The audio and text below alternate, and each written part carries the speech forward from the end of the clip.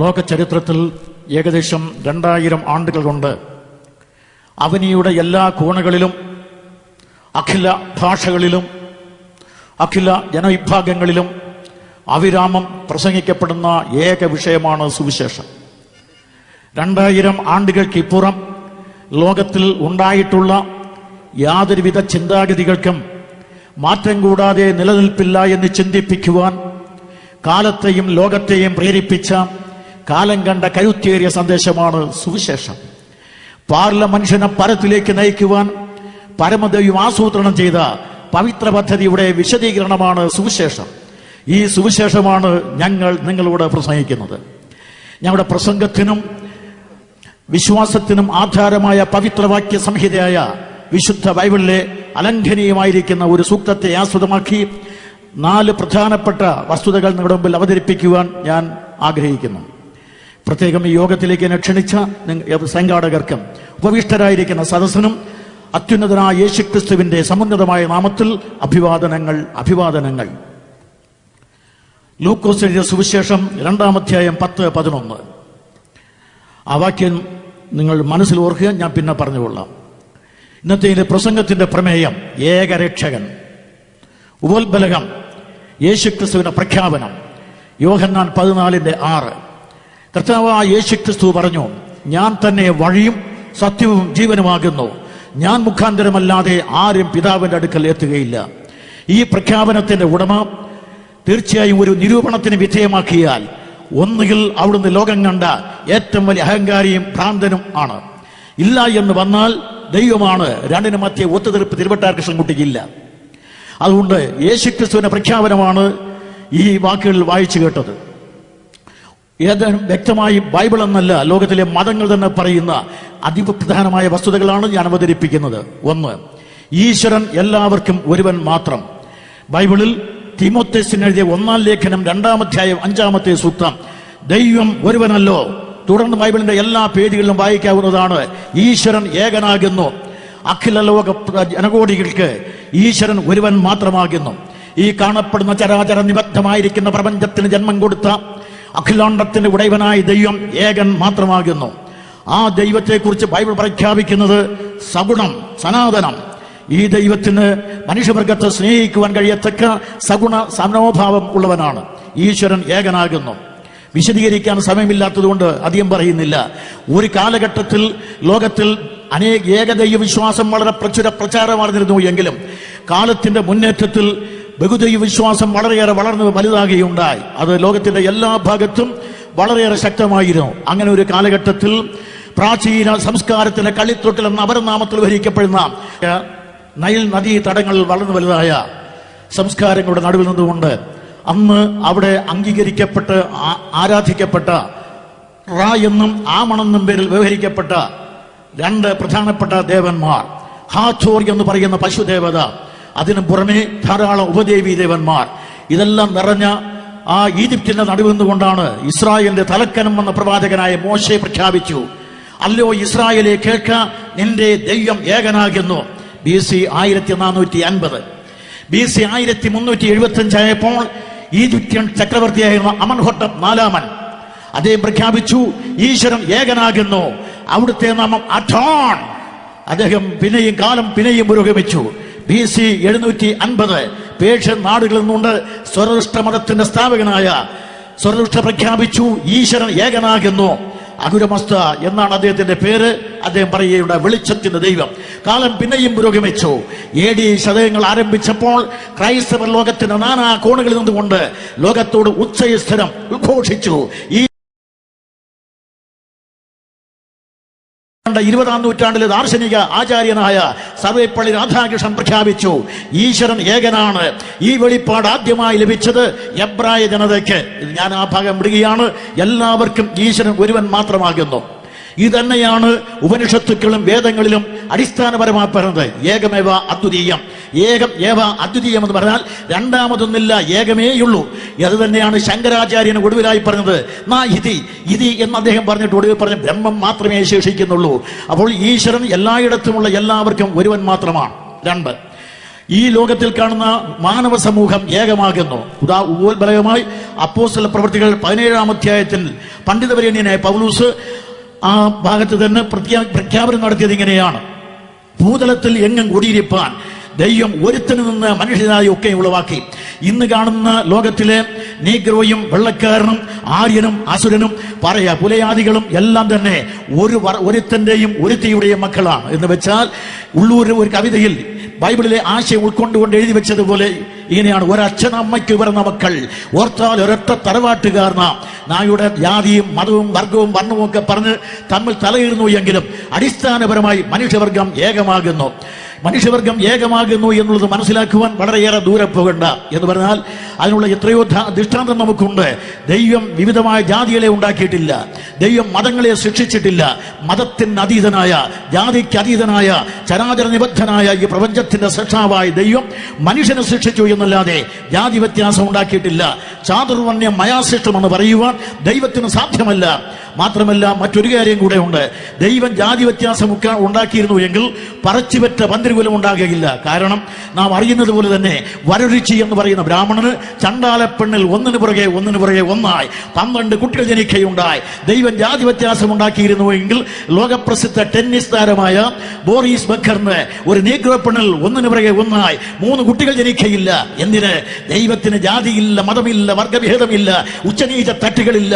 അഖിലാണ്ടത്തിന്റെ ഉടയവനായ ദൈവത്തിന്റെ മാനവ സൃഷ്ടികളിൽ ഏറ്റവും പ്രധാനപ്പെട്ട മാനവജാതി ഏകമാകുന്നു. അതിനപ്പുറം വിശദീകരിക്കാൻ സമയം പോരാ. ഈ ഭാഗവും ഞാൻ വിടുക. കുറിപ്പ് 3: ഈശ്വരൻ മനുഷ്യവർഗത്തിനെല്ലാം ഏകമായതുകൊണ്ട്, മാനവവർഗം ഏകമായതുകൊണ്ട് അവിടുന്ന് ജനകോടികൾക്ക് നൽകിയ സന്ദേശവും ഏകമാകുന്നു. ദൈവത്തെ സംബന്ധിച്ച് ബൈബിളിന്റെ പ്രഖ്യാപനം ജീവനുള്ള ദൈവം. ജീവനുള്ള ദൈവം എന്ന് പറയാൻ കാരണം ജീവനില്ലാത്ത ദൈവങ്ങളെ ഉണ്ടാക്കി ആരാധിച്ചവർക്കെതിരെ നടത്തിയ പ്രഖ്യാപനമാണ് ജീവനുള്ള ദൈവം. ആ ജീവനുള്ള ഏക സത്യ ദൈവത്തിന്റെ പ്രഖ്യാപനം ഇതാണ്. ആ ദൈവം മനുഷ്യരാശിയോട് സംസാരിക്കുന്നു. അതും പണ്ഡിതവരേണ്യനായ പൗലൂസ് നിങ്ങൾ അറിയുന്നത് പോലെ തന്നെ തത്വചിന്തയുടെ തറവാടെന്ന് അപരനാമത്തിൽ അറിയപ്പെടുന്ന കേസിലെ അഥേന എന്ന പ്രശസ്ത നഗരിയിൽ നിന്നുകൊണ്ട് പ്രഖ്യാപിച്ചതാണ്. അദ്ദേഹം പറഞ്ഞു, എല്ലായിടത്തുമുള്ള എല്ലാവരോടും ദൈവം സംസാരിക്കുന്നു. പ്രവൃത്തിയുടെ പുസ്തകം 17:30. അപ്പോൾ ദൈവം സംസാരിക്കാത്ത ഒരു കാലവും ചരിത്രത്തിൽ ഉണ്ടായിട്ടില്ല. എല്ലാ കാലത്തും ദൈവം സംസാരിച്ചിട്ടുണ്ട്. ദൈവം പണ്ട് സംസാരിച്ചു പ്രവാചകന്മാർ മുഖാന്തരം. ദൈവം പിന്നെയും സംസാരിച്ചു അനേകം പ്രവാചകന്മാർ മുഖാന്തരം. അങ്ങനെ ദൈവം പണ്ട് ഭാഗമായും വിവിധമായും പ്രവാചകന്മാർ മുഖാന്തരം ലോകത്തോട് സംസാരിച്ചു കൊണ്ടേയിരുന്നു. അന്ന് ലോകത്തിലെ ദൈവം മനുഷ്യവർഗത്തോട് സംസാരിച്ച ദൈവം അന്നും സംസാരിച്ചതല്ല, പിന്നെയും സംസാരിക്കുകയുണ്ടായി. അങ്ങനെ ലോകത്തിലുള്ള ജനകോടികളോട് ഈശ്വരൻ നൽകിയ ആശയഗതികളുടെ സംഭാവന അത് ക്രോഡീകരിച്ചതാണ് നാം ഇന്നറിയപ്പെടുന്ന ബൈബിളും അതുപോലെ മഹത്തായ ആശയങ്ങൾ അടങ്ങിയ അനേക ഗ്രന്ഥങ്ങളും. പക്ഷേ ഇന്ന് സത്യസങ്കല്പ സാഗര സമാനം കിടക്കുന്ന ഈ സാഹിത്യങ്ങൾ കടഞ്ഞെടുത്താൽ നമുക്ക് സത്യം കണ്ടെത്താൻ വളരെ ശ്രമിക്കണം. പക്ഷെ അത്തരം ആശയങ്ങളുടെ എല്ലാം പ്രധാനപ്പെട്ട ആശയങ്ങളെ മുഴുവനും ബൈബിൾ ഒരുപോലെ ഉൾക്കൊണ്ടിട്ടുണ്ട്. അതുകൊണ്ട് ഈശ്വരൻ ക്രിസ്ത്യാനിയോട് ഒരു വിധത്തിലും മുസ്ലിമിനോട് മറ്റൊരു വിധത്തിലും ഹിന്ദുവിനോട് മറ്റൊരു വിധത്തിലും പറയണമെങ്കിൽ അവിടുന്ന് സത്യമുള്ളവനായിരിക്കാൻ പാടില്ല. ഈശ്വരൻ എന്ന് പറഞ്ഞാൽ ഊവ് ഇല്ല, അതല്ലാതെ വേറെ ഇല്ല. അതുകൊണ്ട് എല്ലാവർക്കും ഒരുപോലെ ഒരേ ഒരു സന്ദേശമാണ് ദൈവം കൊടുക്കുന്നത്. 1, ദൈവം ഏകനാകുന്നു. 2, ദൈവത്തിന്റെ സൃഷ്ടികളായ മനുഷ്യവർഗം ഏകമാകുന്നു. 3, ദൈവം മാനവരാശിക്ക് നൽകിയിരിക്കുന്ന സന്ദേശവും ഏകമാണ്.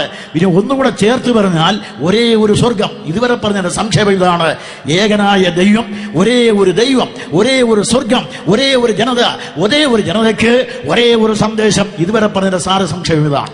ഇനി ഞാൻ പ്രധാന വിഷയത്തിലേക്ക് വരികയാണ്: ഏകരക്ഷകൻ. ഈ പശ്ചാത്തലത്തിലാണ് ഏകരക്ഷകൻ എന്ന വിഷയം ഞാൻ അവതരിപ്പിക്കുന്നത്. കർത്താവായ യേശുക്രിസ്തുവിന്റെ അവകാശ പ്രഖ്യാപനം മാത്രമല്ല, അത് സംബന്ധിച്ച് 1, 2, 3, 4, 5, 6 ഈ സമയം തന്നിരിക്കുന്ന അകത്ത് നിന്നുകൊണ്ട് ഓടിച്ച് മാത്രം പറയുക. കൃഷ്ണൻകുട്ടിയെ പ്രസംഗിക്കാൻ വിളിച്ചാൽ കുറഞ്ഞപക്ഷം 1.5 മണിക്കൂർ, അല്പം ഔദാര്യം കാണിച്ചാൽ 2 മണിക്കൂറെങ്കിലും തരണം. അതുകൊണ്ട് പ്രസംഗിക്കാനാണ് ഞാൻ വരുന്നത്. എന്നെ കേൾക്കുന്ന പ്രിയ സ്നേഹിതരെ, അതുകൊണ്ട് വളരെ തിരക്കിട്ടാണ് ഞാൻ പറയുന്നത്. നിങ്ങളും ദയവായി തിരക്കിട്ട് ചിന്തിക്കണം. അതുകൊണ്ട് ഏകരക്ഷകൻ. 1, രക്ഷയുടെ ആവശ്യകത. എന്താണ് രക്ഷയുടെ ആവശ്യകത? മനുഷ്യവർഗത്തെ സംബന്ധിച്ച് പറയുമ്പോൾ ഇങ്ങനെ ഒരു രക്ഷാപദ്ധതി എന്തിനാണ് മനുഷ്യൻ ആവശ്യമായി വന്നു എന്നുള്ളത് ന്യായമായ ചോദ്യമാണ്. അപ്പോൾ എന്താണ് രക്ഷയുടെ ആവശ്യകത? ലോകത്തിൽ ഇതുവരെ ഉണ്ടായിട്ടുള്ള മതസംഹിതകൾ ആകെ പരിശോധിച്ചാൽ, ജനസമൂഹത്തിന്റെ പ്രായോഗിക ജീവിതം മുഴുവൻ പരിശോധിച്ചാൽ, ഇന്നലെ ഉള്ള ചരിത്രം, ഇന്നിന്റെ ചരിത്രം ആകെ പരിശോധിച്ചാൽ തെളിഞ്ഞു വരുന്ന ഒരു യാഥാർത്ഥ്യമാണ്, മണ്ണിൽ പിറന്ന സകല മനുഷ്യവർഗവും ഒന്നടങ്കം ജന്മന കർമ്മണ വാഗ്മനകായങ്ങളാൽ പാപികളാണ്. എനിക്ക് പാപമില്ല എന്ന് നിഷേധിക്കുവാൻ കഴിയുന്ന ഒരുത്തൻ പോലും ലോകത്തിലില്ല. ജനിച്ച എല്ലാവരും ഒരുപോലെ പാപികളാകുന്നു. ബൈബിൾ പറയുന്നത് ഇങ്ങനെയാണ്, ഒരു വ്യത്യാസമില്ല, എല്ലാവരും പാപം ചെയ്ത് ദൈവവ്യത്യാസമില്ലാത്തവരായി. വ്യത്യാസമില്ലാത്ത മൂന്ന് കാര്യം: ഒന്ന്, ജനനത്തിൽ എല്ലാവരും സമന്മാർ. രണ്ടാമത്തെ പ്രധാനപ്പെട്ട വസ്തുത, പാപത്തിന്റെ കാര്യത്തിൽ എല്ലാവരും സമന്മാർ. മൂന്ന്, മരണത്തിന്റെ കാര്യത്തിൽ സമസ്തരും സമാനർ. ഇങ്ങനെയുള്ള സമദുഃഖിതരാണ് മനുഷ്യവർഗം. എനിക്ക് പാപമില്ല എന്ന് പറയുവാൻ കഴിയുന്ന ഒരു പുണ്യവാളൻ പത്തനംതിട്ടയിലും ഇല്ല എന്ന് കിഷൻകുട്ടി വളരെ ഉറക്കെ പ്രഖ്യാപിച്ചിരിക്കുകയാണ്. പാപമില്ല എന്ന് പറയാൻ തന്റെ ഇടമങ്ങൾ നീ മരിക്കയില്ലെന്ന് ഞാനും പറയുന്നതാണ്. പക്ഷെ എന്ത് ചെയ്യാം, മണ്ണിൽ പറഞ്ഞവരൊക്കെ മരിക്കുന്നുണ്ട്. എന്തുകൊണ്ട് മനുഷ്യൻ മരിക്കുന്നു? ഉന്നതനായ മനുഷ്യൻ, ഉത്കൃഷ്ടനായ മനുഷ്യൻ, ആഴിയളന്ന മനുഷ്യൻ, ആകാശം കിടക്കിയ 20-ാം നൂറ്റാണ്ടിലെ ശാസ്ത്രപരമായ മനുഷ്യൻ എന്തുകൊണ്ട് മരിക്കുന്നു? ചോദിക്കൂ ശാസ്ത്രത്തോട്, അത് പറയും പ്രകൃതിയുടെ വികൃതിയാണ്. മനുഷ്യൻ എന്തുകൊണ്ട് മരിക്കുന്നു? ചോദിക്കും മതങ്ങളോട്, മൗനം ദീക്ഷിക്കും. മനുഷ്യൻ എന്തുകൊണ്ട് മരിക്കുന്നു? ചോദിക്കും ബൈബിളിനോട്, ഉത്തരം പറയും പാപത്തിന്റെ ശമ്പളം മരണമത്രേ. പാപത്തിന്റെ കൂലിയായിട്ടാണ് മരിക്കുന്നത്. എല്ലാവരും ഒരുപോലെ പാപികളാണ്. ബ്രാഹ്മണൻ പാപി അല്ലാതിരിക്കുകയും ചണ്ടാലൻ മാത്രം പാപിയായിരിക്കുകയും ചെയ്തു എങ്കിൽ ബ്രാഹ്മണൻ മരിക്കാതിരിക്കുകയും ചണ്ടാലൻ മാത്രം മരിക്കുകയും ചെയ്യണം. ബ്രാഹ്മണ ചണ്ടാല ഭേദം കൂടാതെ, നീഗ്രോ വെള്ളക്കാരന് ഭേദം കൂടാതെ എല്ലായിടത്തുള്ള എല്ലാവരും സമാനം മരിക്കയാൽ എല്ലാവരും ഒരുപോലെ തന്നെ പാപികളായി തീർന്നിരിക്കുന്നു എന്നുള്ള ബൈബിൾ പ്രഖ്യാപനം തെളിയിക്കപ്പെടുകയാണ്. വിശദീകരിക്കുന്നില്ല. എല്ലാവരും ഒരുപോലെ പാപികളാണ്. പാപികളായ മനുഷ്യവർഗം പാപത്തിന്റെ ഫലമായി ജനിച്ച് ജീവിച്ചാൽ ആ പാപത്തെ ശിക്ഷിക്കാതിരിക്കുവാൻ പരമകാരുണ്യമാണ് ദൈവമെങ്കിലും ദൈവത്തിന് നീതി അനുവദിക്കുന്നില്ല. ആ നീതിയുടെ പ്രഖ്യാപനമാണ് പാപത്തിന്റെ ശമ്പളം മരണമെന്ന്. ദൈവം പാപത്തെ വെറുക്കുന്നവനാണ്, പക്ഷേ പാപിയെ സ്നേഹിക്കും. പാപിയെ സ്നേഹിക്കുമെങ്കിലും പാപത്തെ വെറുക്കുന്നത് കൊണ്ട് ആ പാപം ചെയ്യുന്ന ദേഹിയും ശിക്ഷിക്കാതിരിക്കാൻ കഴിയുന്നില്ല. അതുകൊണ്ടാണ് ദൈവം പണ്ട് മുതലേ പ്രവാചകന്മാർ മുഖാന്തരം അവർക്ക് അവസരം കൊടുത്തുകൊണ്ട് പാപത്തെ ബോധ്യപ്പെടുത്തിക്കൊണ്ടേയിരുന്നു. പാപത്തെക്കുറിച്ച് ബോധ്യം വരുത്താത്ത ഒരു യുഗവും ലോകത്തിൽ ഉണ്ടായിട്ടില്ല. അത് ഏത് തരത്തിൽപ്പെട്ട ക്രിസ്ത്യാനികൾ പറയുന്ന യുഗമായാലും ഹൈന്ദവം പറയുന്ന യുഗമായാലും അല്ല മറ്റേതെങ്കിലും ആയാലും, അന്നെല്ലാം ദൈവം മനുഷ്യവർഗത്തിന് അവരുടെ പാപത്തെക്കുറിച്ച് ബോധം വരുത്തിയിട്ടുണ്ട്. ഓരോ സംഭവ പരമ്പരകളിലൂടെ, കർമ്മകാണ്ഡങ്ങളിലൂടെ വിശദീകരിക്കുന്ന മതത്തിന്റെ മുഴുവൻ ആശയം അതാണ്.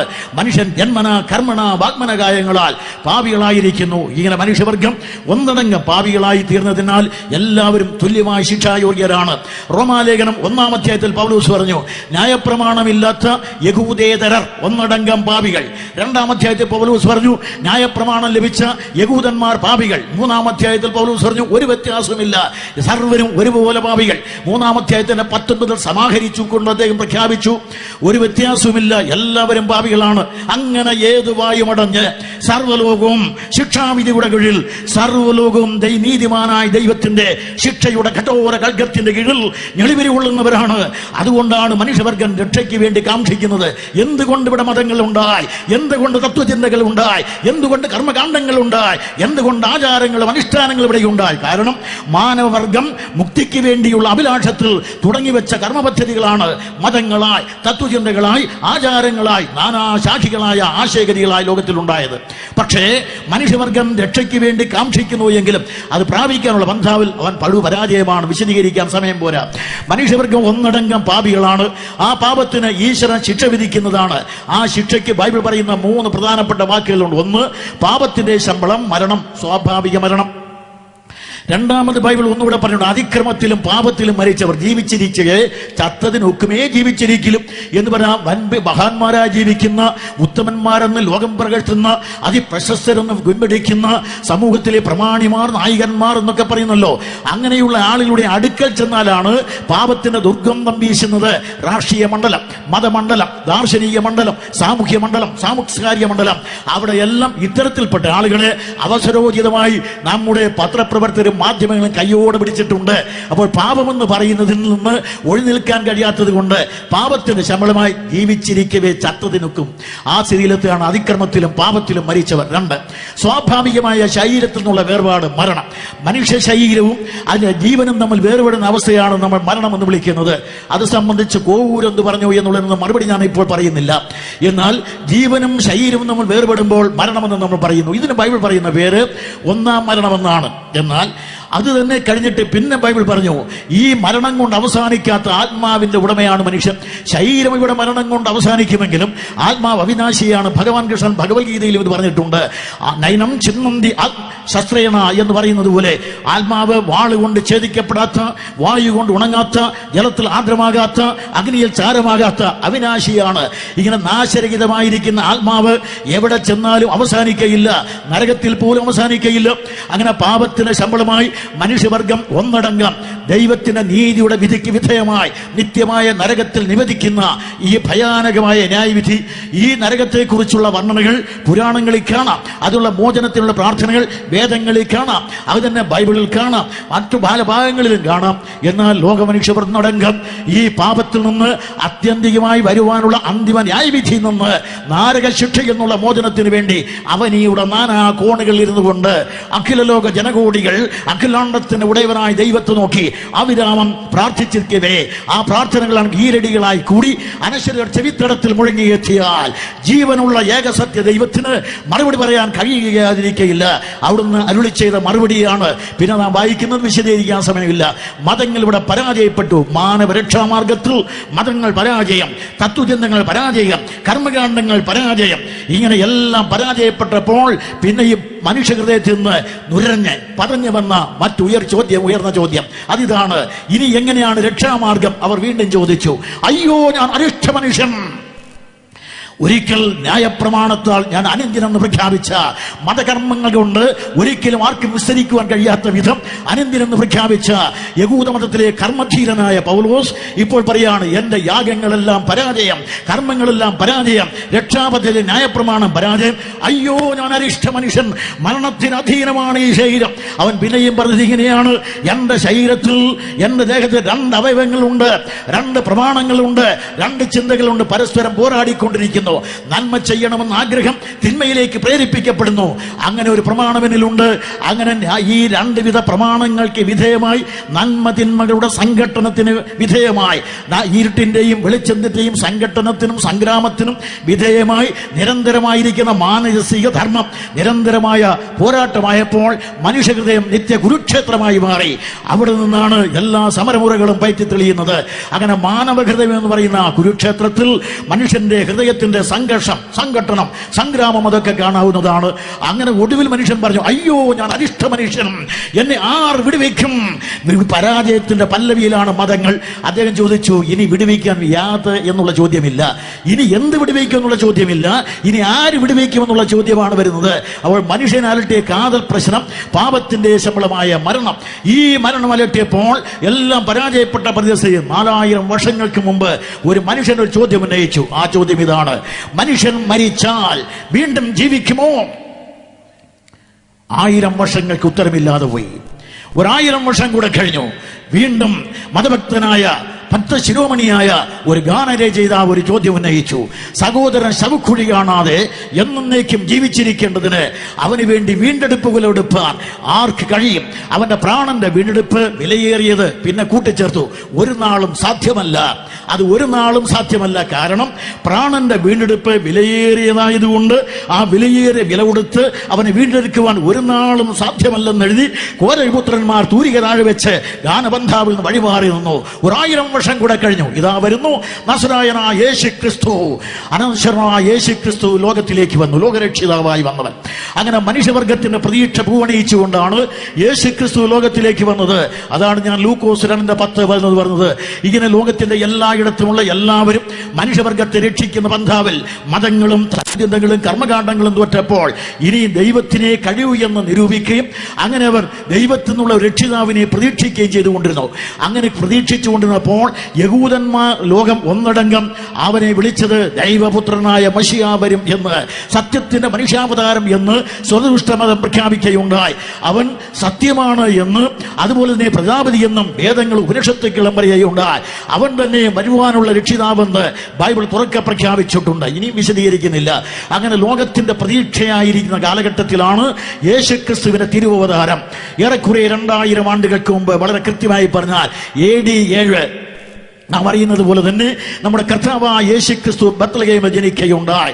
ബത്ലഹേമിൽ ജനിച്ച കർത്താവായ യേശുക്രിസ്തുവിന്റെ ഐഹിക ആഗമനം വിളംബരം ചെയ്തുകൊണ്ട് ആകാശത്തിന്റെ അറുതികളിൽ വെളിപ്പെടുന്ന തിളങ്ങിക്കിടുന്ന താരാവലിയുടെ നടുവിൽ നിന്ന് കുറെ ദൂതസംഘം ഒന്നിച്ചിറങ്ങി വന്ന് ഇടയന്മാരോട് കൂടെ നിൽക്കുകയും ബത്ലഹേമിന്റെ വയലേലാലുകളിൽ നിന്നുകൊണ്ട് ആ ദൂതസംഘത്തിൽ നിന്ന് ഒരുത്തൻ മുന്നോട്ട് വന്ന് ഉദ്ഘോഷിക്കുകയും ചെയ്തു, സർവ്വജനത്തിന് ഉണ്ടാകുവാനുള്ള മഹാസന്തോഷം ഞാൻ നിങ്ങളോട് സുവിശേഷിക്കുന്നു, കർത്താവായ ക്രിസ്തു എന്ന രക്ഷിതാവ് ഇന്ന് ദാവീദിന്റെ പട്ടണത്തിൽ നിങ്ങൾക്കായി ജനിച്ചിരിക്കുന്നു.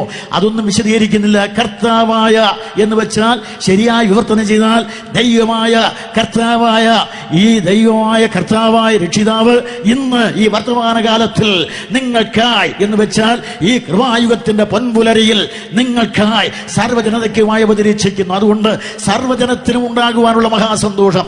യഹൂദനെന്ന് പറഞ്ഞിട്ടില്ല, സ്വരാഷ്ട്രർക്കെന്ന് പറഞ്ഞിട്ടില്ല, ഹിന്ദുവിനെന്ന് പറഞ്ഞിട്ടില്ല, റോമനെന്ന് പറഞ്ഞിട്ടില്ല, യവനെന്ന് യഹൂദനെന്ന് യാതൊരു ഭേദവുമില്ല. അടിപതറിയ മുട്ടിച്ചൂടിയ വ്യത്യാസമില്ലാത്ത എല്ലായിടത്തുമുള്ള എല്ലാവർക്കും വേണ്ടി ഒരേ ഒരു രക്ഷിതാവ്. ഞാൻ നേരത്തെ പറഞ്ഞ പോലെ ഈശ്വരൻ ഏകനാണ്, മാനവജനത ഒന്നാണ്, അവർക്ക് നൽകിയ സന്ദേശം ഒന്നാണ്, രക്ഷകൻ ഒന്നാണ്.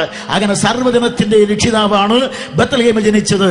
അപ്പോൾ ഇങ്ങനെ വളർന്നു വന്ന യേശുക്രിസ്തുവിന്റെ പരസ്യപ്രവർത്തനം ആരംഭിച്ചപ്പോൾ വത്സല ശിഷ്യന്മാർ അടുത്തു വന്നു. ഒരു ചോദ്യം ഉന്നയിച്ചു. അവരുടെ ചോദ്യം ഇതാണ്: ഇങ്ങനെ ആയാൽ രക്ഷിക്കപ്പെടുവാൻ ആർക്ക് കഴിയും? പാപത്തിൽ നിന്ന്, പാപത്തിന്റെ ഫലങ്ങളിൽ നിന്ന്, പാപത്തിന്റെ പരമാത്യന്ത ഫലമായിരിക്കുന്ന പാതാള ശിക്ഷയിൽ നിന്ന് രക്ഷിക്കപ്പെടുവാൻ ആർക്ക് കഴിയും? മത്തായി 19:26. അവിടെ ആ ചോദ്യത്തിന് യേശുക്രിസ്തു പ്രതിവചിക്കുകയുണ്ടായി. മനുഷ്യർക്ക് അസാധ്യം, ദൈവത്തിന് സാധ്യം. മനുഷ്യർക്ക് അസാധ്യം എന്ന് പറഞ്ഞാൽ മനുഷ്യവർഗത്തെ രക്ഷിക്കുവാൻ മനുഷ്യർക്ക് അസാധ്യം. കാരണം എല്ലാ മനുഷ്യരും തുല്യം പാപികളായിരിക്കാൻ ഈ പാപികളായ മനുഷ്യവർഗത്തിൽ നിന്ന് അതുപോലൊരു പാപി രക്ഷകനായി എഴുന്നേറ്റുവെന്ന് രക്ഷിക്കുക എന്നുള്ളത് അസംഭവ്യം. ഇതാണ്. അതുകൊണ്ട് മനുഷ്യവർഗത്തിൽ നിന്ന് രക്ഷിതാവിനെ പ്രതീക്ഷിക്കേണ്ടതില്ല. പിന്നെ രക്ഷിക്കുവാൻ ദൈവത്തിനെ കഴിയൂ എന്നാണ് യേശുക്രിസ്തു പറഞ്ഞത്. മനുഷ്യനായി അവതരിച്ചു വന്ന യേശുക്രിസ്തുവാണ് പറയുന്നത് അത് ദൈവത്തിന് സാധ്യം. പക്ഷേ ദൈവത്തിന് സാധ്യമെന്ന് പറയുമ്പോൾ യേശുക്രിസ്തു തൊട്ട് പിന്നാലെ പറഞ്ഞിട്ടുള്ളത് ഞാൻ വന്നത് രക്ഷിപ്പാനാണ്. അപ്പോൾ രക്ഷിപ്പാൻ ആർക്ക് കഴിയും? ദൈവത്തിന് മാത്രം. അങ്ങനെയാണെങ്കിൽ രക്ഷിപ്പാൻ വന്ന ദൈവം ഞാനാകുന്നു എന്നല്ലേ ഉത്തരം? ഞാൻ രക്ഷിപ്പാൻ വന്നിരിക്കുന്നു. യേശുക്രിസ്തു തന്റെ പരസ്യപ്രവർത്തന പ്രാരംഭം മുതൽ പറഞ്ഞുകൊണ്ടിരുന്നത് ഞാൻ രക്ഷിപ്പാൻ വന്നു. എന്തിനു വേണ്ടിയും അദ്ദേഹം അരുളി ചെയ്തത് എങ്ങനെയാണ്? പലപ്പോഴും ശിഷ്യന്മാർ ക്രോധപരവശരായി അവരെ ഇവരെയെല്ലാം വരപ്രസാദം കൊണ്ട് നശിപ്പിക്കട്ടെ ചോദിച്ചപ്പോൾ യേശുക്രിസ്തു പറഞ്ഞ മറുപടി മനുഷ്യപുത്രൻ വന്നിരിക്കുന്നത് മനുഷ്യപ്രാണങ്ങളെ നശിപ്പിക്കുവാനല്ല, രക്ഷിപ്പാൻ അത്രേ. രക്ഷിപ്പാൻ വേണ്ടി മാത്രം ലോകത്തിൽ അവതരിച്ച ഒരേ ഒരു അവതാര പുരുഷൻ. ഞാൻ 45 വർഷം കൊണ്ട് യേശുക്രിസ്തുവിനെ അംഗീകരിക്കുകയും പ്രസംഗിക്കുകയും ചെയ്യുന്നു. ഞാൻ പഴയ ബൈബിളിലെ പുതിയ നിയമത്തിൽ 27 പുസ്തകം തിരിച്ചും മറിച്ചും പഠിച്ചിട്ടുണ്ട്. അല്ലയോ ക്രിസ്തോ, അങ്ങ് എന്തിനാണ് ലോകാവതാരം ചെയ്തു എന്നുള്ള ചോദ്യത്തിന് 2 മറുപടിയാണ് വായിച്ചിട്ടുള്ളത്. ഒന്ന്, അവിടുന്ന് അരുളിച്ചത് ദൈവത്തെ വെളിപ്പെടുത്തുവാൻ അദൃശ്യനായ ആത്മസ്വരൂപനായ ജ്യോതിർസ്വരൂപനായ സ്നേഹസ്വരൂപനായ നീതിസ്വരൂപനായ ആരും കണ്ടിട്ടില്ല, കാണാൻ കഴിയാത്ത, താൻ മാത്രം അമർത്യതയുള്ള, അടുത്തുകൂടാത്ത വെളിച്ചത്തിൽ വസിക്കുന്ന അനശ്വരനായ ദൈവം അവനെ അവിടെയും ഇവിടെയും തേടി എവിടെയും കാണാതെ അലഞ്ഞുപോയ ജനകൂടികൾക്ക് അഖിലാണ്ടത്തിന്റെ ഉടയവനായ ദൈവത്തെ വെളിപ്പെടുത്തുവാൻ അനന്തത വെടിഞ്ഞ് അവനിയിൽ ആഗമിച്ച് അഖിലലോക ജനകൂടികളെ ഒന്നടങ്ങ് അടുക്കിലേക്ക് ആഹ്വാനം ചെയ്ത് അവരുടെ മുമ്പിൽ നിന്നുകൊണ്ട് എന്നെ കണ്ടവൻ പിതാവിനെ കണ്ടിരിക്കുന്നു എന്ന് പ്രഖ്യാപിച്ച് ദൈവത്തെ വെളിപ്പെടുത്തിയ അനശ്വരനായ യേശുക്രിസ്തു. അല്ലയോ ക്രിസ്തു, അങ്ങ് എന്തിനാ എന്തിനാണ് ലോകാവതാരം ചെയ്തത്? ഒന്ന്, ദൈവത്തെ വെളിപ്പെടുത്തുക. രണ്ട്, അവിടുന്ന് ലോകത്തിലേക്ക് വന്നതാണ്. യേശു ക്രിസ്തു പറഞ്ഞു, ഞാൻ വന്നത് പാപികളെ രക്ഷിക്കുവാൻ. ഭഗവാൻ കൃഷ്ണനോട് ചോദിച്ചാൽ അദ്ദേഹം പറയും, പരിത്രാണായ സാധൂനാം വിനാശായ ചതുഷ്കൃതാം. ഞാൻ വന്നത് പാപികളെ കൊല്ലാൻ, ഭക്തന്മാരെ രക്ഷിക്കാൻ. അല്ലോ ക്രിസ്തു അങ്ങെന്തിനാണ് ലോകത്തിൽ വന്നത് എന്ന് ചോദിച്ചാൽ അദ്ദേഹം പറയും, പരിത്രാണായ ദുഷ്കൃതാം. ഞാൻ വന്നത് പാപികളെ രക്ഷിക്കുവാൻ. പാപികളെ രക്ഷിക്കുവാൻ ഞാൻ ലോകത്തിലേക്ക് വന്നു എന്ന് പ്രഖ്യാപിച്ചുകൊണ്ട് ആരെങ്കിലും ഈ ലോകത്തിൽ അവതരിച്ചിട്ടുണ്ട് എങ്കിൽ, മറ്റൊരു മണ്ഡലത്തിൽ നിന്ന് കടന്നു വന്നിട്ടുണ്ടെങ്കിൽ, അത് ഞങ്ങൾ വിശ്വസിക്കുന്ന, ഞാൻ പ്രസംഗിക്കുന്ന നമ്മുടെ കർത്താവായ യേശു ക്രിസ്തു മാത്രം. അവൻ പറഞ്ഞു, ഞാൻ വന്നത് പാപികളെ രക്ഷിക്കുവാൻ. എത്ര സൂക്തം വേണം? 9 വാക്യങ്ങൾ തുടർച്ചയായി പറയുവാൻ മതിയായിരിക്കുന്ന എല്ലാം എന്റെ കീശയിലുണ്ട്. സമയം പരിമിതം, വിഷയം വിസ്തൃതം, വിശദീകരിക്കുന്നില്ല, വിട്ടുകളഞ്ഞ് വെട്ടിച്ചുരുക്കുന്നു.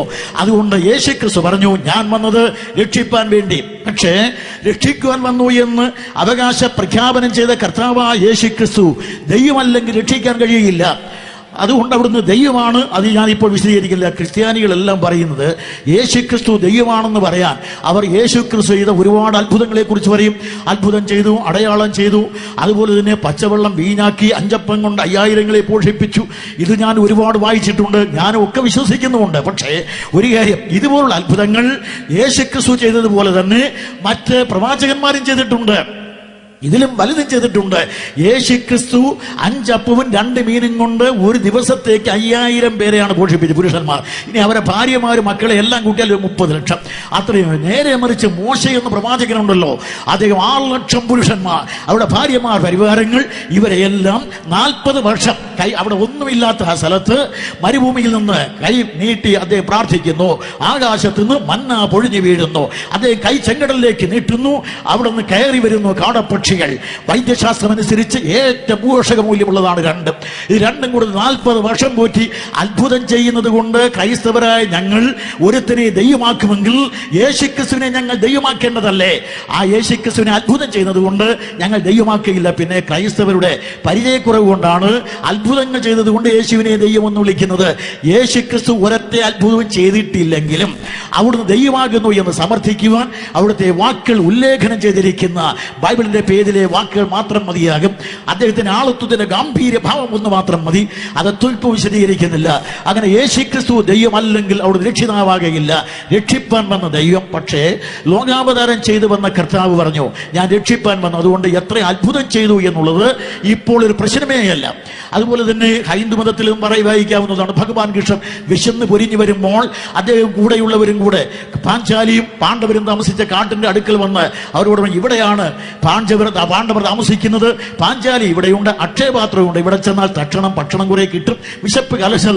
അവിടെ ചെന്ന് ഭഗവാൻ കൃഷ്ണൻ പാഞ്ചാലിയോട് ചോദിച്ചു, പാഞ്ചാലി വിശപ്പ് കലശൽ കൊടുക്കൂ ഭക്ഷണം. പാഞ്ചാലി പറഞ്ഞു, ഭഗവാൻ ഈ കാട്ടിൽ ആയക്കൂടെ ഞങ്ങൾക്ക് ഒരു അക്ഷയപാത്രം, അത് കഴുകി വെച്ചാൽ തക്ഷണം ഭക്ഷണം കിട്ടുകയില്ല. ഞാനും മറ്റുള്ളവരും ഭക്ഷണം കഴിച്ചു, കഴുകി വെച്ചു, ഭഗവാൻ ക്ഷമിക്കണം, ഇപ്പോൾ ഭക്ഷണം തരാനൊക്കെ ഇല്ല. ഭഗവാൻ പിന്നെയും ചോദിച്ചു, പാഞ്ചാലി ആ കഴുകി വെച്ച പാത്രം ഇവിടെ കൊണ്ടുവരൂ. അങ്ങനെ പാഞ്ചാലി കൊണ്ടുകൊടുത്തു. പാഞ്ചാലി കഴുകി വെച്ച പാത്രം കൃഷ്ണന്റെ കയ്യിൽ കൊടുത്തപ്പോൾ നമ്മുടെ പല സഹോദരിമാരും ഇവിടെ ഹോട്ടലിലെ സപ്ലയർമാരും എല്ലാം കഴുകിയാലെ പോകാതെ പാത്രത്തിൽ പറ്റി കിടക്കുന്ന വിരൽപ്പതിപ്പ് ചീരയുടെ ഇല, ഇതുപോലെ തന്നെ പാഞ്ചാലി പലവട്ടം കഴുകിയിട്ടും പോകാതെ പറ്റിയിരുന്ന ചീരയുടെ ഇല എടുത്ത് ഭഗവാൻ കൃഷ്ണൻ നാക്കിന്റെ അറ്റത്തുനിന്ന് പറ്റിക്കുകയും കൂടെയുള്ള എല്ലാവർക്കും വിശപ്പും പറ്റയാറ്റി പോവുകയും ചെയ്തു. യേശുക്രിസ്തുവിന് 5 അപ്പവും 2 മീനും ഉണ്ടായിരുന്നില്ലേ? അതുകൊണ്ട് തീർച്ചയായിട്ടും യേശുക്രിസ്തു എത്ര അത്ഭുതം ചെയ്തു എന്നുള്ളതിന്റെ അടിസ്ഥാനത്തിലല്ല അവിടുത്തെ ഞങ്ങൾ ദൈവമെന്ന് വിളിക്കുന്നത്. പിന്നെ എന്തുകൊണ്ട്? രക്ഷിപ്പാൻ ലോകത്തിൽ വന്ന ദൈവത്തിന്റെ സർവ്വസമ്പൂർണതയും ഒരുപോലെ ദേഹരൂപമായി വസിക്കുന്ന ദൈവത്വം എന്ന് പറയും എന്തൊക്കെ പറയാമോ അതിനെല്ലാം കൊടുക്കുന്ന എല്ലാ വിശദീകരണങ്ങളുടെയും ആകെ തുകയാണ് കർത്താവ്. അതുകൊണ്ട് വിശദീകരിക്കാതെ വിടുകയാണ്. അവൻ രക്ഷിപ്പാൻ വന്ന ദൈവമാണ്. ക്രിസ്തുവിന്റെ ദൈവത്വം ഇപ്പോൾ എന്റെ പ്രസംഗ വിഷയമല്ല. സാന്ദർഭികമായി രക്ഷിക്കുവാൻ വന്ന ദൈവമെന്നാണ് പ്രഖ്യാപിച്ചത്. പക്ഷേ രക്ഷിക്കുവാൻ വന്നു എന്ന് പറഞ്ഞ കർത്താവ് പറയുന്നത് ഞാൻ മരിക്കാൻ വന്നു എന്നാണ്. ഇതാണ് നമുക്ക് വിരോധാഭാസം. ബൈബിളിൽ ധാരാളം വിരോധാഭാസം ഉണ്ടെന്നാണ് വിമർശകർ പറയുന്നത്. ഞാനും ഇപ്പോൾ അതുപോലെ പറയുകയാണ്. കാരണം ഇതൊരു വിരോധാഭാസമാണ്. ദൈവമാണെങ്കിൽ മരിക്കുമോ? ദൈവമാണെങ്കിൽ മരിക്കുമോ? ഇല്ല. അപ്പോൾ യേശുക്രിസ്തു ദൈവമാണോ? ഉവ്വ്. യേശുക്രിസ്തു മരിക്കുമോ? മരിച്ചല്ലോ. അപ്പോൾ പിന്നെ ദൈവമാകുന്നത് ഇങ്ങനെ പിന്നാലെ പറയാം. അവിടെ ചുരുക്കി പറഞ്ഞാൽ യേശുക്രിസ്തു പറഞ്ഞു, ഞാൻ ഇപ്പോൾ വന്നത് മരിക്കുവാൻ വേണ്ടിയാണ്. പക്ഷേ കർത്താവായ യേശുക്രിസ്തു മരിക്കുവാൻ വന്നു എന്ന് പ്രഖ്യാപിക്കുക മാത്രമല്ല, അതിനോട് ചേർന്ന് ഒരു കാര്യം എങ്ങനെ മരിക്കുമെന്നും കൂടെ പറഞ്ഞിട്ടുണ്ട്. യോഹന്നാൻ എഴുതിയ സുവിശേഷം 12-ാം അധ്യായത്തിന് 32-33 വാക്യങ്ങളിൽ പറയുന്നത്, ഇതിനാൽ അവൻ തന്റെ മരണവിധം പ്രഖ്യാപിച്ചു. എങ്ങനെയാണ് മരിക്കുന്നത്? ക്രൂശിന്മേലാണ് മരിക്കുന്നു എന്ന് കർത്താവ് പ്രഖ്യാപിച്ചു. എന്തുകൊണ്ട്? പിന്നെ പറയും. അവിടെ ചുരുക്കി പറഞ്ഞാൽ കർത്താവായ യേശുക്രിസ്തു ഒന്ന് മരിക്കുവാൻ വേണ്ടി വന്നു. രണ്ട് പ്രധാനപ്പെട്ട ചോദ്യം. മരിക്കുവാൻ വന്നു, പാപികളെ രക്ഷിക്കുവാൻ വന്ന ഒരുവൻ പാപരഹിതനായിരിക്കണം. മൂന്നാമത്തെ ചോദ്യത്തിന്റെ വിത്ത് ഞാൻ പാകുകയാണ്. അപ്പോൾ യേശു ക്രിസ്തു പാപരഹിതനാകുന്നു. ലോകത്തിൽ വന്ന കർത്താവ് തന്നെ ക്രൂശിക്കുവാൻ കുറ്റമായി നിൽക്കുന്ന കൂട്ടത്തോട് കൂസാത്ത ഒരു ചോദ്യം ഉന്നയിച്ചു. നിങ്ങളിൽ ആർ എന്റെ പാപത്തെക്കുറിച്ച് ബോധം വരുത്തും? മണ്ണ് തൊട്ട് മാനം മുട്ടിക്കിടക്കുന്ന മഷിയുടെ മഹത്തായ ചോദ്യത്തിന് മതിയായ ഉത്തരം പറയുവാൻ മസ്തിഷ്ക മല്ലന്മാർ മനസ്സോട് താല്പര്യപ്പെട്ടെങ്കിൽ ഇന്ന് വരെ സാധിച്ചിട്ടില്ല എന്ന് പറഞ്ഞ് ഞാൻ വിടുകയാണ്. പക്ഷേ കർത്താവായ യേശു ക്രിസ്തു പറഞ്ഞു, ഞാൻ മരിക്കാൻ വേണ്ടി വന്നു എന്ന്. പക്ഷെ അവനിൽ യാതൊരു പാപവുമില്ല. വിസ്തരിച്ചവരെല്ലാം പറഞ്ഞു, ഇവനിൽ യാതൊരു പാപവും കണ്ടില്ല. ശത്രുക്കളായ എല്ലാവരും ഒരുപോലെ പറഞ്ഞു. യേശുക്രിസ്തുവിനെ കാണിച്ചു കൊടുത്ത യൂദാസ്, യേശുക്രിസ്തുവിനെ വിസ്തരിച്ച ഗവർണർ പിലാത്തോസ്, യേശുക്രിസ്തുവിനെ വിസ്തരിച്ച പിലാത്തോസിന്റെ ഭാര്യ, അതുപോലെ തന്നെ അന്നത്തെ ലോകത്തിലെ ശതാധിപൻ, റോമൻ പട്ടാളത്തിന്റെ ഉദ്യോഗസ്ഥൻ, അവരെല്ലാം പറഞ്ഞു ഇവൻ പാപരഹിതനാകുന്നു, നീതിമാനാകുന്നു. പിലാത്തോസ് ഒടുവിലായി യേശുക്രിസ്തുവിനെ വിസ്തരിച്ചിട്ട്, ഈ നീതിമാനിൽ ഞാനൊരു കുറ്റവും കാണുന്നില്ല എന്നാണ് അദ്ദേഹം പറഞ്ഞത്. വിശുദ്ധനായ മനുഷ്യൻ. ഇനി നമുക്ക് ചരിത്രത്തിലേക്ക് വന്നാൽ ക്രിസ്തുവിന്റെ ശിഷ്യന്മാർ, മറ്റെല്ലാം ശത്രുക്കൾ, ഇനി മിത്രങ്ങൾ. പത്രോസ്, അവൻ പാപം ചെയ്തിട്ടില്ല. പൗലോസ്, അവൻ പാപം അറിഞ്ഞിട്ടില്ല. യോഹന്നാൻ, അവനിൽ പാപമില്ല. പാപം ചെയ്യാത്ത, പാപം അറിയാത്ത, പാപമില്ലാത്ത, കൃഷ്ണൻകുടിയുടെ ഭാഷയിൽ പരത്തിന്റെ അവിതാരമായ പരിപാവനയുടെ ഭവ്യരൂപമായ കർത്താവായ യേശുക്രിസ്തു, അവൻ പാപം ചെയ്തിട്ടില്ല. ഒന്ന്, അവൻ ദൈവമാണ്. രണ്ട്, അവൻ പാപരഹിതനാണ്. മൂന്ന്, രക്ഷിക്കുവാൻ വന്ന മരിക്കേണ്ടവനാണ്. അപ്പോൾ മൂന്ന് കാര്യം പറഞ്ഞു. ഇത് മൂന്നും എങ്ങനെയാണ് പൊരുത്തപ്പെടുമെന്നുള്ളതാണ് ഇനി എനിക്ക് പറയേണ്ടത്. ഇങ്ങനെ രക്ഷിക്കുവാൻ വന്ന കർത്താവായ യേശുക്രിസ്തു പറഞ്ഞത്, ഞാൻ മരിക്കുവാൻ വന്നു. മരിക്കാൻ വന്ന ദൈവം മരിക്കുന്നത് എങ്ങനെ? ദൈവം മരിക്കുമോ? ഇല്ലേ, ഇല്ല. അപ്പോൾ യേശുക്രിസ്തു മരിച്ചില്ലേ? മരിച്ചു. എങ്ങനെയാണ് മരിച്ചത്? ഉത്തരം, ദൈവത്തിന് മരിക്കാൻ കഴിയയില്ല. മരിക്കുവാൻ വേണ്ടിയാണ് മനുഷ്യാവതാരം സ്വീകരിച്ചത്. മനുഷ്യാവതാരം സ്വീകരിച്ചില്ലെങ്കിൽ മരിക്കയില്ല. പാപികളായ ജനവർഗത്തെ രക്ഷിക്കുവാൻ മനുഷ്യാവതാരം ചെയ്യാതെ സാധ്യമല്ല. മക്കൾ ജഡരക്തങ്ങളോടുകൂടിയവരാകയാൽ അവനും അവരെ പോലെ സദൃശൻ, അവർക്ക് സദൃശം മനുഷ്യനായി അവതരിച്ച് മരിക്കുവാനുള്ള അർഹത ഒന്നാമത് കർത്താവായ യേശുക്രിസ്തു നേടി. രണ്ട്, യേശുക്രിസ്തു പാപം ചെയ്തിട്ടില്ല. ഒരു ചോദ്യം, കൃഷ്ണൻകുട്ടി, നിങ്ങൾ പറഞ്ഞു യേശുക്രിസ്തു പാപം ചെയ്തിട്ടില്ല. അല്പം മുമ്പേ നിങ്ങൾ പറഞ്ഞു നിങ്ങൾ പാപം ചെയ്തിട്ടില്ലാത്തവൻ മരിക്കയില്ല, പാപത്തിന്റെ ശമ്പളമാണ് മരണമെന്ന്. അപ്പോൾ പാപം ചെയ്യാത്ത ക്രിസ്തു മരിക്കുമോ? ഇല്ല. പിന്നെ മരിച്ചില്ലേ? മരിച്ചു. എങ്ങനെയാണ്? അതിന്റെ വിശദീകരണമാണ് ഇനി പറയുന്നത്. നമ്മുടെ കർത്താവായ യേശു ക്രിസ്തു ഒടുവിലായി തന്റെ അന്ത്യ അത്താഴം കഴിച്ചു. വത്സല ശിഷ്യന്മാരോട് ചേർന്ന് അന്ത്യ അത്താഴം കഴിക്കവേ ഒരുത്തൻ എഴുന്നേറ്റ് പോയി. ബാക്കി 11 പേരുണ്ട്. 11 ശിഷ്യന്മാരെയും വിളിച്ച് അദ്ദേഹം നേരെ സഹീവൻ മാളിയിൽ നിന്നിറങ്ങി യെരൂശലേം ദൈവാലയത്തിന്റെ കിഴക്ക് വശത്തെ കെദ്രോൻ തോടും കടന്ന് കുത്തനെ കിടക്കുന്ന ഒലിവ് മലയിലൂടെ ചാലിലൂടെ കയറി മുകളിൽ ചെന്നപ്പോൾ ഒരു തോട്ടമുണ്ട്. ആ തോട്ടത്തിനകത്ത് ഒരു കാവൽ മാടമുണ്ട്, ഒരു ചക്കുണ്ട്. അവിടെ ചെന്ന് കാവൽ മാടത്തിൽ 8 ശിഷ്യന്മാരോട് പറഞ്ഞു, നിങ്ങൾ ഇവിടെ ഇരിപ്പിൻ. അനന്തരം 3 ശിഷ്യന്മാരെയും കൊണ്ട് കർത്താവ് ഒരുപടി കൂടെ മുന്നോട്ട് പോയി. അവിടെ ചെന്ന് അവരോട് പറഞ്ഞു, നിങ്ങൾ പരീക്ഷയിൽ അയപ്പെടാതിരിക്കാൻ നിങ്ങൾ ഉണർന്ന് പ്രാർത്ഥിക്കണം എന്ന്. പക്ഷെ ഇപ്പോൾ യഥാർത്ഥത്തിൽ പരീക്ഷിക്കപ്പെടാൻ പോകുന്നത് യേശുക്രിസ്തുവാണ്. അവൻ തന്നെ പരീക്ഷിക്കപ്പെടുകയാണ്. പക്ഷെ പറയുന്നത്, നിങ്ങൾ പരീക്ഷയിൽ അയപ്പെടാതിരിക്കാൻ നിങ്ങൾ ഉണർന്ന് പ്രാർത്ഥിക്കണം. ഇപ്പോൾ നാം പ്രായേണ പത്രം വായിച്ചാൽ, അനുദിന വാർത്തകൾ കേട്ടാൽ മനസ്സിലാകുന്നത്, ലോകത്തിലെ സാംസ്കാരിക നായകന്മാർ, മത നേതാക്കന്മാർ, കലാകാരന്മാർ തുടങ്ങി എല്ലാവരും ഒരുപോലെ മറ്റുള്ളവരോട് പറയുന്നത്, നിങ്ങൾ ഞങ്ങൾക്ക് വേണ്ടി പ്രാർത്ഥിക്കണം എന്നാണ്. മത നേതാക്കന്മാരും പറയുന്നത്, നിങ്ങൾ ഞങ്ങൾക്ക് വേണ്ടി പ്രാർത്ഥിക്കണം എന്നാണ്. മഹാനായ മാർപ്പാപ്പായും പറയുന്നത്, ബലഹീനദാസനായ എനിക്ക് വേണ്ടിയും പ്രാർത്ഥിപ്പിൻ. നമ്മുടെ ബിഷപ്പന്മാർ പറയുന്നത്, ബലഹീനദാസനായ എനിക്ക് വേണ്ടിയും പ്രാർത്ഥിപ്പിൻ. നമ്മുടെ പാഷരന്മാരും ഉപദേശിമാരും പറയുന്നത്, ബലഹീനദാസനായ എനിക്ക് വേണ്ടിയും പ്രാർത്ഥിപ്പിൻ എന്നൊക്കെയാണ്. ചുരുക്കി പറഞ്ഞാൽ എല്ലാവരും ഞങ്ങൾക്ക് വേണ്ടി പ്രാർത്ഥിക്കണമെന്നാണ് ആവശ്യപ്പെട്ടത്. ലോക ചരിത്രത്തിൽ മാനവാവതാരം ചെയ്തു വന്നതിൽ മശിയ മാത്രമാണ് എനിക്ക് വേണ്ടി പ്രാർത്ഥിക്കണമെന്ന് മറ്റു മനുഷ്യരോട് ആവശ്യപ്പെടാത്ത ഒരേ ഒരു പുരുഷൻ. നിങ്ങൾ പരീക്ഷയിലാപ്പെടാതിരിപ്പാം, നിങ്ങൾ ഉണർന്ന് പ്രാർത്ഥിപ്പിൻ, എനിക്ക് വേണ്ടി പ്രാർത്ഥിക്കണമെന്ന് അവിടെ അരുളി ചെയ്തില്ല. ഇങ്ങനെ കർത്താവ് അല്പം കൂടെ മുന്നോട്ട് ചെന്ന് അവിടെ മുട്ടുകുത്തി അവിടെ പ്രാർത്ഥിക്കുവാൻ തുടങ്ങി. പ്രാർത്ഥിച്ചുകൊണ്ടിരിക്കുമ്പോൾ പവിത്രയുടെ പര്യായമായ കർത്താവായ യേശു ക്രിസ്തുവിന്റെ മേൽ ലോകത്തിന്റെ പാപം ഒന്നടങ്കം പെയ്തിറങ്ങിക്കൊണ്ടേയിരുന്നു. അങ്ങനെ മാനവശാദിയുടെ ജനിക്കുവാനുള്ള പുരുഷാന്തരത്തിന് മുഴുവൻ പാപവും അവന് മേൽ പെയ്തിറങ്ങിക്കൊണ്ടേയിരുന്നു.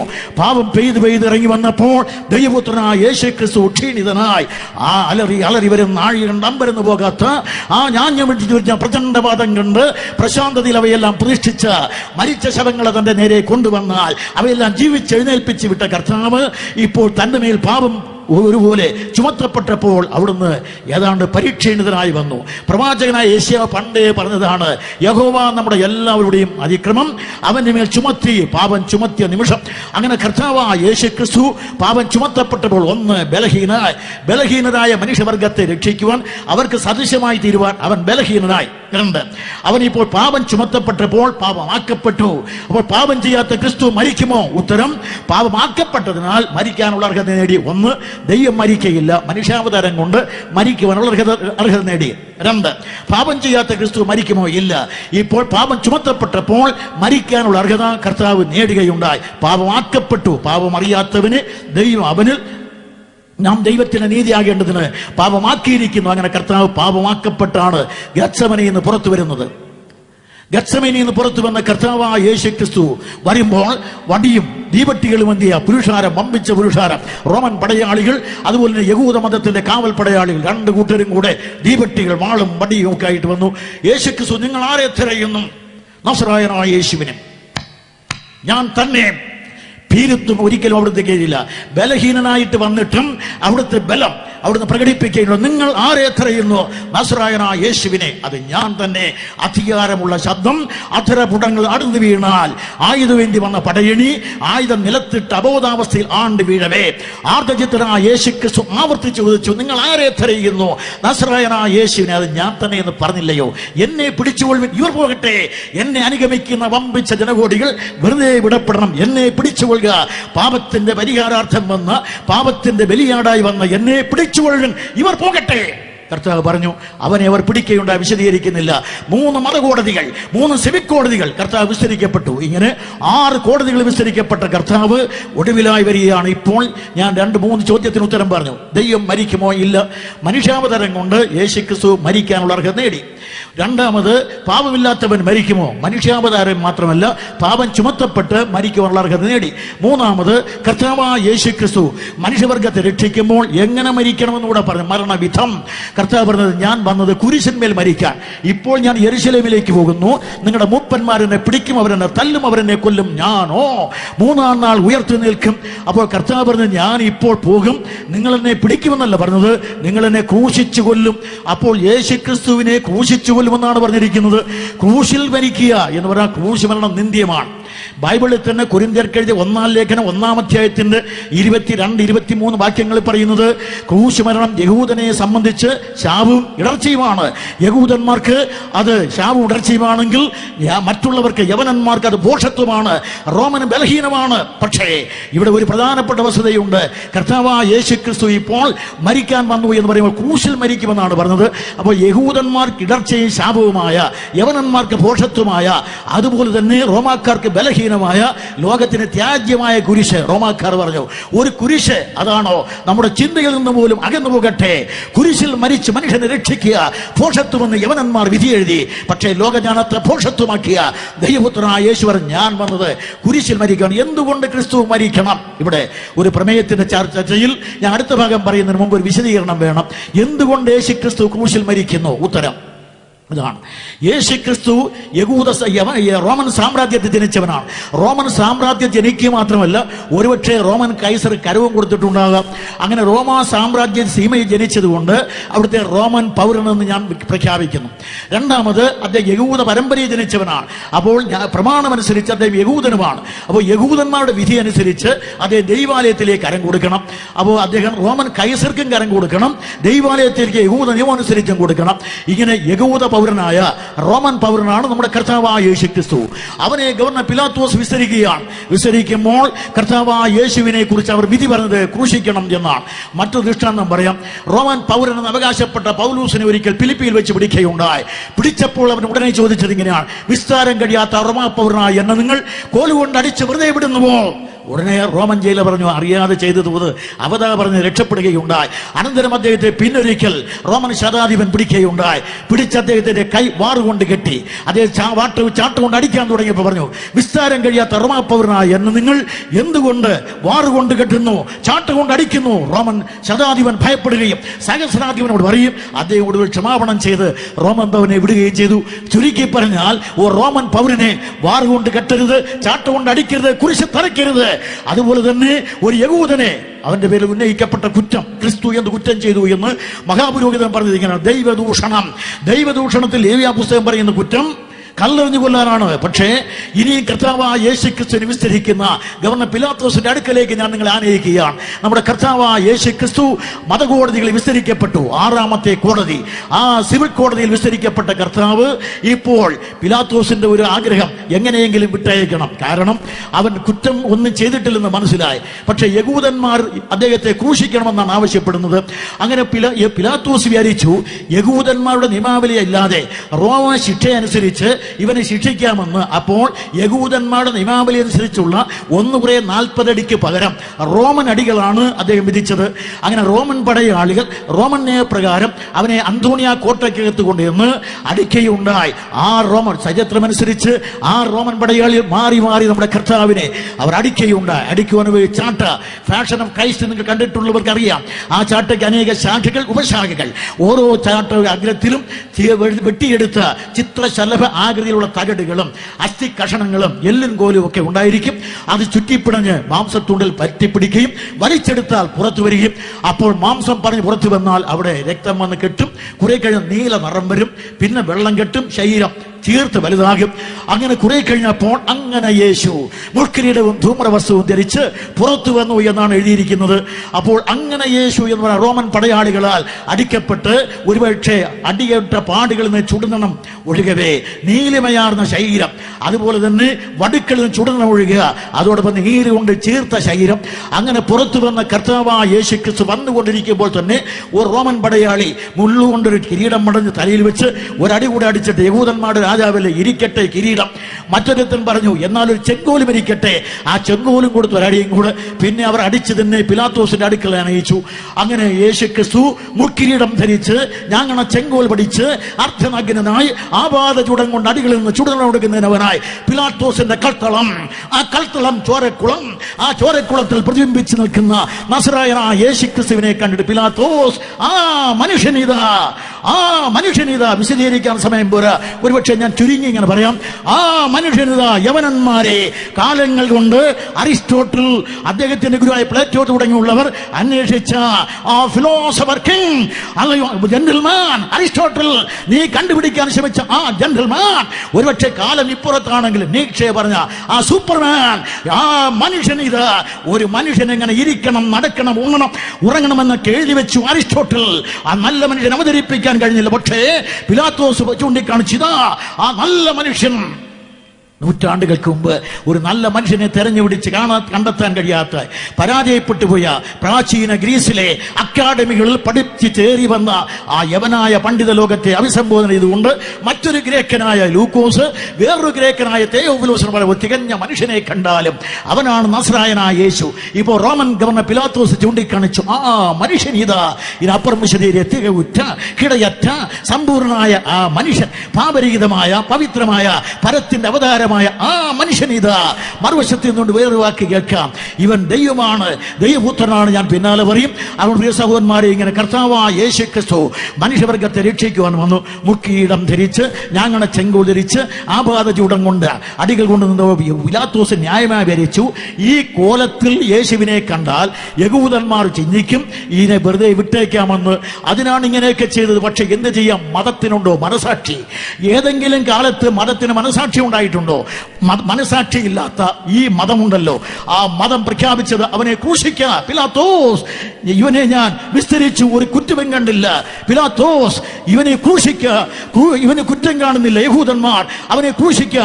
പിലാത്തോസ് ഹേരോദാവിനെ വിസ്തരിച്ചു, ഒരു കുറ്റവും കണ്ടില്ല. യഹൂദന്മാർ അവനെ ക്രൂശിക്കുക.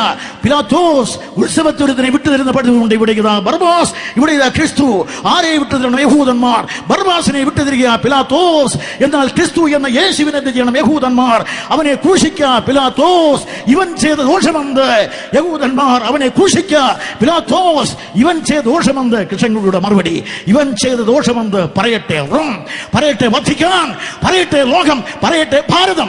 ഇവൻ ചെയ്ത ദോഷമെന്ത്? നിന്റെ വിശന്നവർക്ക് അപ്പം തന്നതാണോ? ദാഹിച്ചവർക്ക് ജീവജലത്തിന്റെ ഉറവ് തുറന്നതാണോ? മരിച്ചവർ ഉയർപ്പിച്ചതാണോ? കുരുടന്മാർക്ക് കാഴ്ച കൊടുത്തതാണോ? നിന്റെ ചെകിടന്മാർക്ക് കേൾവി നൽകിയതാണോ? നിന്റെ അവശന്മാരെ വിടുവിച്ചതാണോ? കുണ്ടറകളിൽ കിടന്നവരെ വിമോചിപ്പിച്ചതാണോ?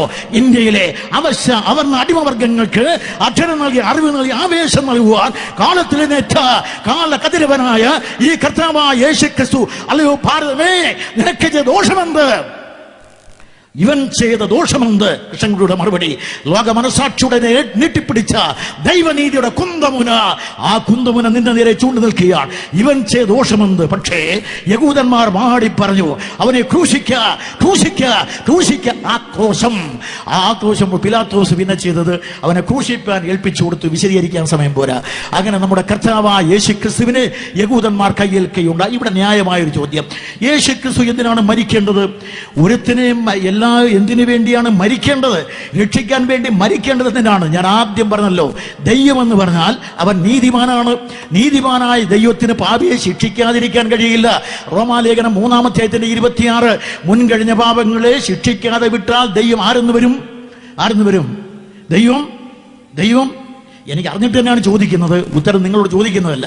അതുകൊണ്ട് ഇവിടെ പറഞ്ഞത്, ദൈവം മുൻകഴിഞ്ഞ പാപങ്ങളെ ശിക്ഷിക്കാതെ വിട്ടാൽ ദൈവം ആരാകും?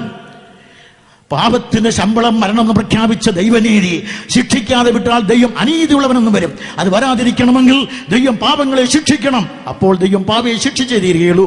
പാപിയെ ശിക്ഷിക്കോ? അതിനുവേണ്ടിയാണ് എല്ലാവർക്കും വേണ്ടി ഒരുവൻ മരിക്കുക. ദൈവത്തിന്റെ രക്ഷാപദ്ധതിയിലെ പ്രത്യയശാസ്ത്രം ഇതാണ്. അതുകൊണ്ട് എല്ലാവർക്കും വേണ്ടി ഒരുവൻ മരിക്കുക.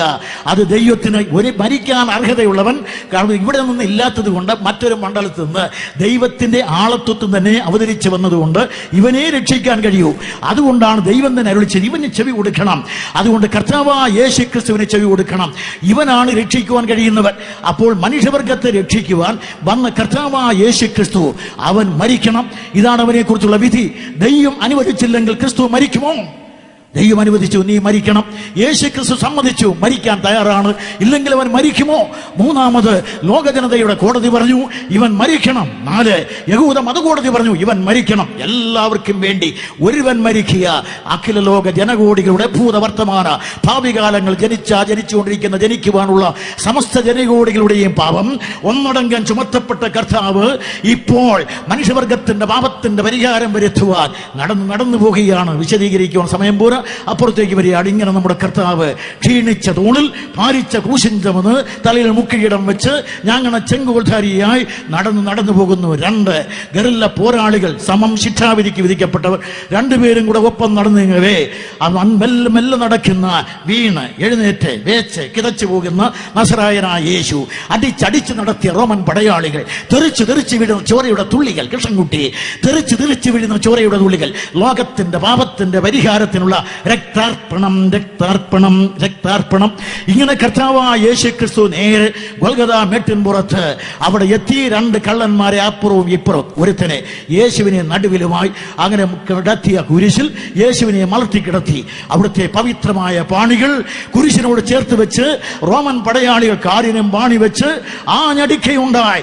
ആഞ്ഞടിച്ചപ്പോൾ പ്രിയ സ്നേഹിതരെ, അനേകം ആളുകളുടെ വിശപ്പടക്കുവാൻ അപ്പം നുറുക്കിക്കൊടുത്ത അനുഗ്രഹീതമായ അനുഗ്രഹീതമായ സമ്പുഷ്ട പാണികളിൽ, വിശപ്പടക്കുവാൻ അനുമതിയായ അനുഗ്രഹീത പാണികളിൽ, കുഷ്ഠരോഗികളെ സൗഖ്യമാക്കിയ സംശുദ്ധ പാണികളിൽ, അനേക രോഗികളെ സൗഖ്യമാക്കിയ സൗഖ്യദായക പാണികളിൽ, കുരുടന്റെ കണ്ണ് കാഴ്ച കൊടുക്കുവാൻ ചേറുകുടച്ച ആ ഹസ്തങ്ങളിൽ റോമൻ പടയാളി കാരിരുമ്പിന്റെ ആണി വെച്ച് ആഞ്ഞടിച്ചപ്പോൾ ഉണ്ടായതായ ശബ്ദമല്ലേ 2000 ആണ്ടുകൊണ്ട് നമ്മുടെ പള്ളി മണികളിലൂടെ മുഴങ്ങി, കാലത്തിലൂടെ മുന്നേറി നമ്മുടെ കാതുകൾ ഇരച്ചുകൊണ്ടിരിക്കുന്നത്. ഇന്ന് രാത്രി പത്തനംതിട്ടയിൽ എന്നെ കേൾക്കുന്ന പ്രിയ സ്നേഹിതരെ, 2000 ആണ്ടുകൊണ്ട് കാൽവരിയുടെ മോട്ടത്തിൻപുറത്ത് നസറാന യേശു ക്രിസ്തുവിനെ റോമൻ പടയാളി ആഞ്ഞടിച്ചപ്പോൾ ഉണ്ടായ ശബ്ദമല്ലേ 2000 ആണ്ടിന്റെ മതശബ്ദം, പള്ളി മണികളുടെ മുഴക്കം, മരണമണിയുടെ മുഴക്കം. യേശു ക്രിസ്തു മരിച്ചു അല്ല, ക്രൂശിച്ചതേ ഉള്ളൂ. അങ്ങനെ ക്രൂശിൽ അവനെ ചേർത്ത് നിർത്തുകയുണ്ടായി. ക്രൂശിച്ചുകൊണ്ട് എടുത്ത് നിർത്തി അവന്റെ മേൽ എഴുതി വെച്ചു ഒരു മേലെഴുത്ത്. എഴുതിയിരിക്കുന്നത് ഇങ്ങനെയാണ്: നസ്രായനായ യേശു യഹൂദന്മാരുടെ രാജാവ്. ഇപ്പോഴും ഞങ്ങളുടെ യോഗം നടന്ന ചിലർക്ക് പ്രതിഷേധമുള്ളതുപോലെ അന്നും ചിലരൊക്കെ കൂടെ പ്രതിഷേധിച്ചു. ഇവൻ അങ്ങനെ പറഞ്ഞു എന്ന് എഴുതണം. പിലാത്തോസ് പറഞ്ഞു, ഞാൻ ഗവർണറാണ്, എഴുതിയത് എഴുതി തന്നെയാണ്, നീ എന്ത് പറഞ്ഞു എന്ന് പറഞ്ഞ് വിടുകയും എഴുതിയത് എഴുതി തന്നെയാണെന്ന് പറയുകയും ചെയ്തു. ആ മേലെഴുത്ത് അവിടെയുണ്ട്. ലൂക്കോസ് പറയുന്നത്, കടന്നു പോകുന്നവരെല്ലാം യേശുവിനെ ക്രൂശിച്ച ആ സ്ഥലം നഗരത്തിന് സമീപമാകയാൽ കടന്നു പോകുന്നവരെല്ലാം ഈ മേലെഴുത്ത് വായിച്ചു. കൃഷ്ണൻകുട്ടിയുടെ വ്യാഖ്യാനം, കടന്നു പോകുന്നവരെല്ലാം ഈ മേലെഴുത്ത് വായിക്കും. 3 ഭാഷകൾ, എബ്രായ, റോമായവന. മതത്തിന്റെ ഭാഷ എബ്രായ, റോമാഭവന ഭാഷ, അത് രാഷ്ട്രത്തിന്റെ ഭാഷ, അത് കഴിഞ്ഞ് യവനായ ഭാഷ, ശാസ്ത്രത്തിന്റെ ഭാഷ, തത്വചിന്തയുടെ ഭാഷ. 3 ഭാഷയിലും കൂടെ വായിക്കാവുന്ന ഒറ്റ മേലെഴുത്ത് നസറായനായ യേശു യഹൂദന്മാരുടെ രാജാവ്. ഏതവനും വായിക്കണം. കടന്നു പോകുന്ന എല്ലാവരും കാലപ്പെരുവഴിയിലൂടെ കടന്നു പോകുന്നവനെല്ലാം വായിക്കുവാൻ കാൽവരിയിലെ ക്രൂശിൽ, കുന്നിന്റെ മുകളിൽ, നാട്യകുരിശിന്റെ മുകളിൽ കനകലിപികൾ അങ്കിതമായിരിക്കുന്ന ഈ മേലെഴുത്ത് വായിക്കാതെ ഒരുത്തൻ പോലും ഇവിടം വിട്ടു പോകുകയില്ല. നീ ആസ്തികനാണോ നാസ്തികനാണോ, നീ ക്രിസ്തു വിദ്വേഷിയാണോ സ്നേഹിതനാണോ, വിശ്വാസിയാണോ അവിശ്വാസിയാണോ, കൃഷ്ണനുടെ ചോദ്യമില്ല. ഈ ലോകത്തിലൂടെ കടന്നു വന്ന് പോയെങ്കിൽ നീ ഇത് കേൾക്കണം, ഇത് വായിക്കണം. വിടുകയാണ് ഇവിടെ. അങ്ങനെ എല്ലാവരും മേലെഴുത്ത് വായിച്ചു. യേശു ക്രിസ്തു കാൽവരിയിലെ ക്രൂശിൽ ഉറക്കെ നിലവിളിച്ചു. നസ്രായനായ യേശുവിന്റെ ഉറച്ച നിലവിളി, എന്റെ ദൈവമേ, എന്റെ ദൈവമേ, നീ എന്നെ കൈവിട്ടതെന്ത്. യേശുവിന്റെ ഉറച്ച നിലവിളി, ആ ഉറച്ച നിലവിളി മത്തായി രേഖപ്പെടുത്തിയിട്ടുണ്ട്. ആ ഉറച്ച നിലവിളിയിൽ കുലുങ്ങാത്ത ഭൂമിയില്ല, ആ ഉറച്ച നിലവിളിയിൽ കീറാത്ത പാറയില്ല, ആ ഉറച്ച നിലവിൽ ദൈവാലയത്തിന് തിരശ്ശീല, സ്വർഗത്തിലെ ദൈവത്തിന് ഭൂമിയിൽ പ്രതിഷ്ഠിച്ച ഒരേ ഒരു ദൈവാലയം യെരൂശലേം. ആ യെരൂശലേം ദൈവാലയത്തിന് പവിത്രമായ ദൈവാലയത്തിന്റെ പവിത്രമായ തിരശ്ശീല, അടിക്കണക്ക് ഇഞ്ച് കണക്കിന് കട്ടിയുള്ള ഈ തിരശ്ശീല മേൽതൊട്ട് അടിയ 2 ചീന്തിപ്പോയി, എല്ലാ അടിയോട് ചീന്തിപ്പോയി, 2 ചീന്തി. കർത്താവായ യേശു ക്രിസ്തു പിന്നെ ഉറക്കെ നിലവിളിച്ചു. ദേശത്തെല്ലാം ഇരുട്ടുണ്ടായി. അങ്ങനെ ഭൂമിയെ കുലുക്കിയ, ഭൂമിയെ നടുക്കിയ, അതുപോലെ കാദേശമരുവനെ നടുക്കിയ, വനങ്ങളെ തോലുരിച്ച, മാൻപേടകളെ പ്രസവിക്കുമാറാക്കുന്ന ദൈവപുത്രന്റെ ദീനരോധനം, ദീനരോധനം, ദീനരോധനം ഇന്നും ആ കാൽവരിയുടെ കുന്നിൻ പുറത്ത് നിന്ന് മുഴങ്ങി നമ്മുടെ മനസ്സാക്ഷികൾ മുട്ടി വിളിക്കുകയല്ലേ. എന്നെ കേൾക്കുന്ന പ്രിയ സ്നേഹിതരെ, ദൈവപുത്രൻ കാൽവരിയിലെ ക്രൂശിൽ മരിക്കുമ്പോൾ മറ്റൊരു ശബ്ദം കേൾക്കാം: നീ ഇസ്രായേൽ രാജാവാണെങ്കിൽ ക്രൂശിൽ നിന്നിറങ്ങി വന്നാൽ വിശ്വസിക്കാം. പടയാളികൾ അങ്ങനെ പറഞ്ഞു, പുരോഹിതന്മാർ അങ്ങനെ പറഞ്ഞു, കടന്നു പോകുന്നവരെല്ലാം പറഞ്ഞു, ക്രൂശിൽ കള്ളന്മാരിൽ ഒരുത്തനും പറഞ്ഞു, എല്ലാവരും പറഞ്ഞു. പക്ഷേ ഒരു കാര്യം, എന്തുകൊണ്ട് യേശു ക്രൂശിൽ നിന്നിറങ്ങി വന്നില്ല? ഒരുപക്ഷെ അനവധിയായിരിക്കുന്ന അത്ഭുതങ്ങൾ കണ്ട് വിസ്മയിപ്പിച്ച നസറായനായ യേശു ക്രിസ്തുവിനെ, മരിച്ചവരെ മടക്കി വരുത്തുവാൻ കഴിഞ്ഞ നസറായനായ യേശു ക്രിസ്തുവിന് ഈ മതത്തിന്റെ മനസാക്ഷി അനുസരിച്ചുള്ളതല്ലാത്ത ഈ ചോദ്യത്തിന് ഉത്തരം പറയുവാൻ മരക്കുരിശിൽ നിന്ന് മടങ്ങി വരുവാൻ കഴിയുമായിരുന്നോ?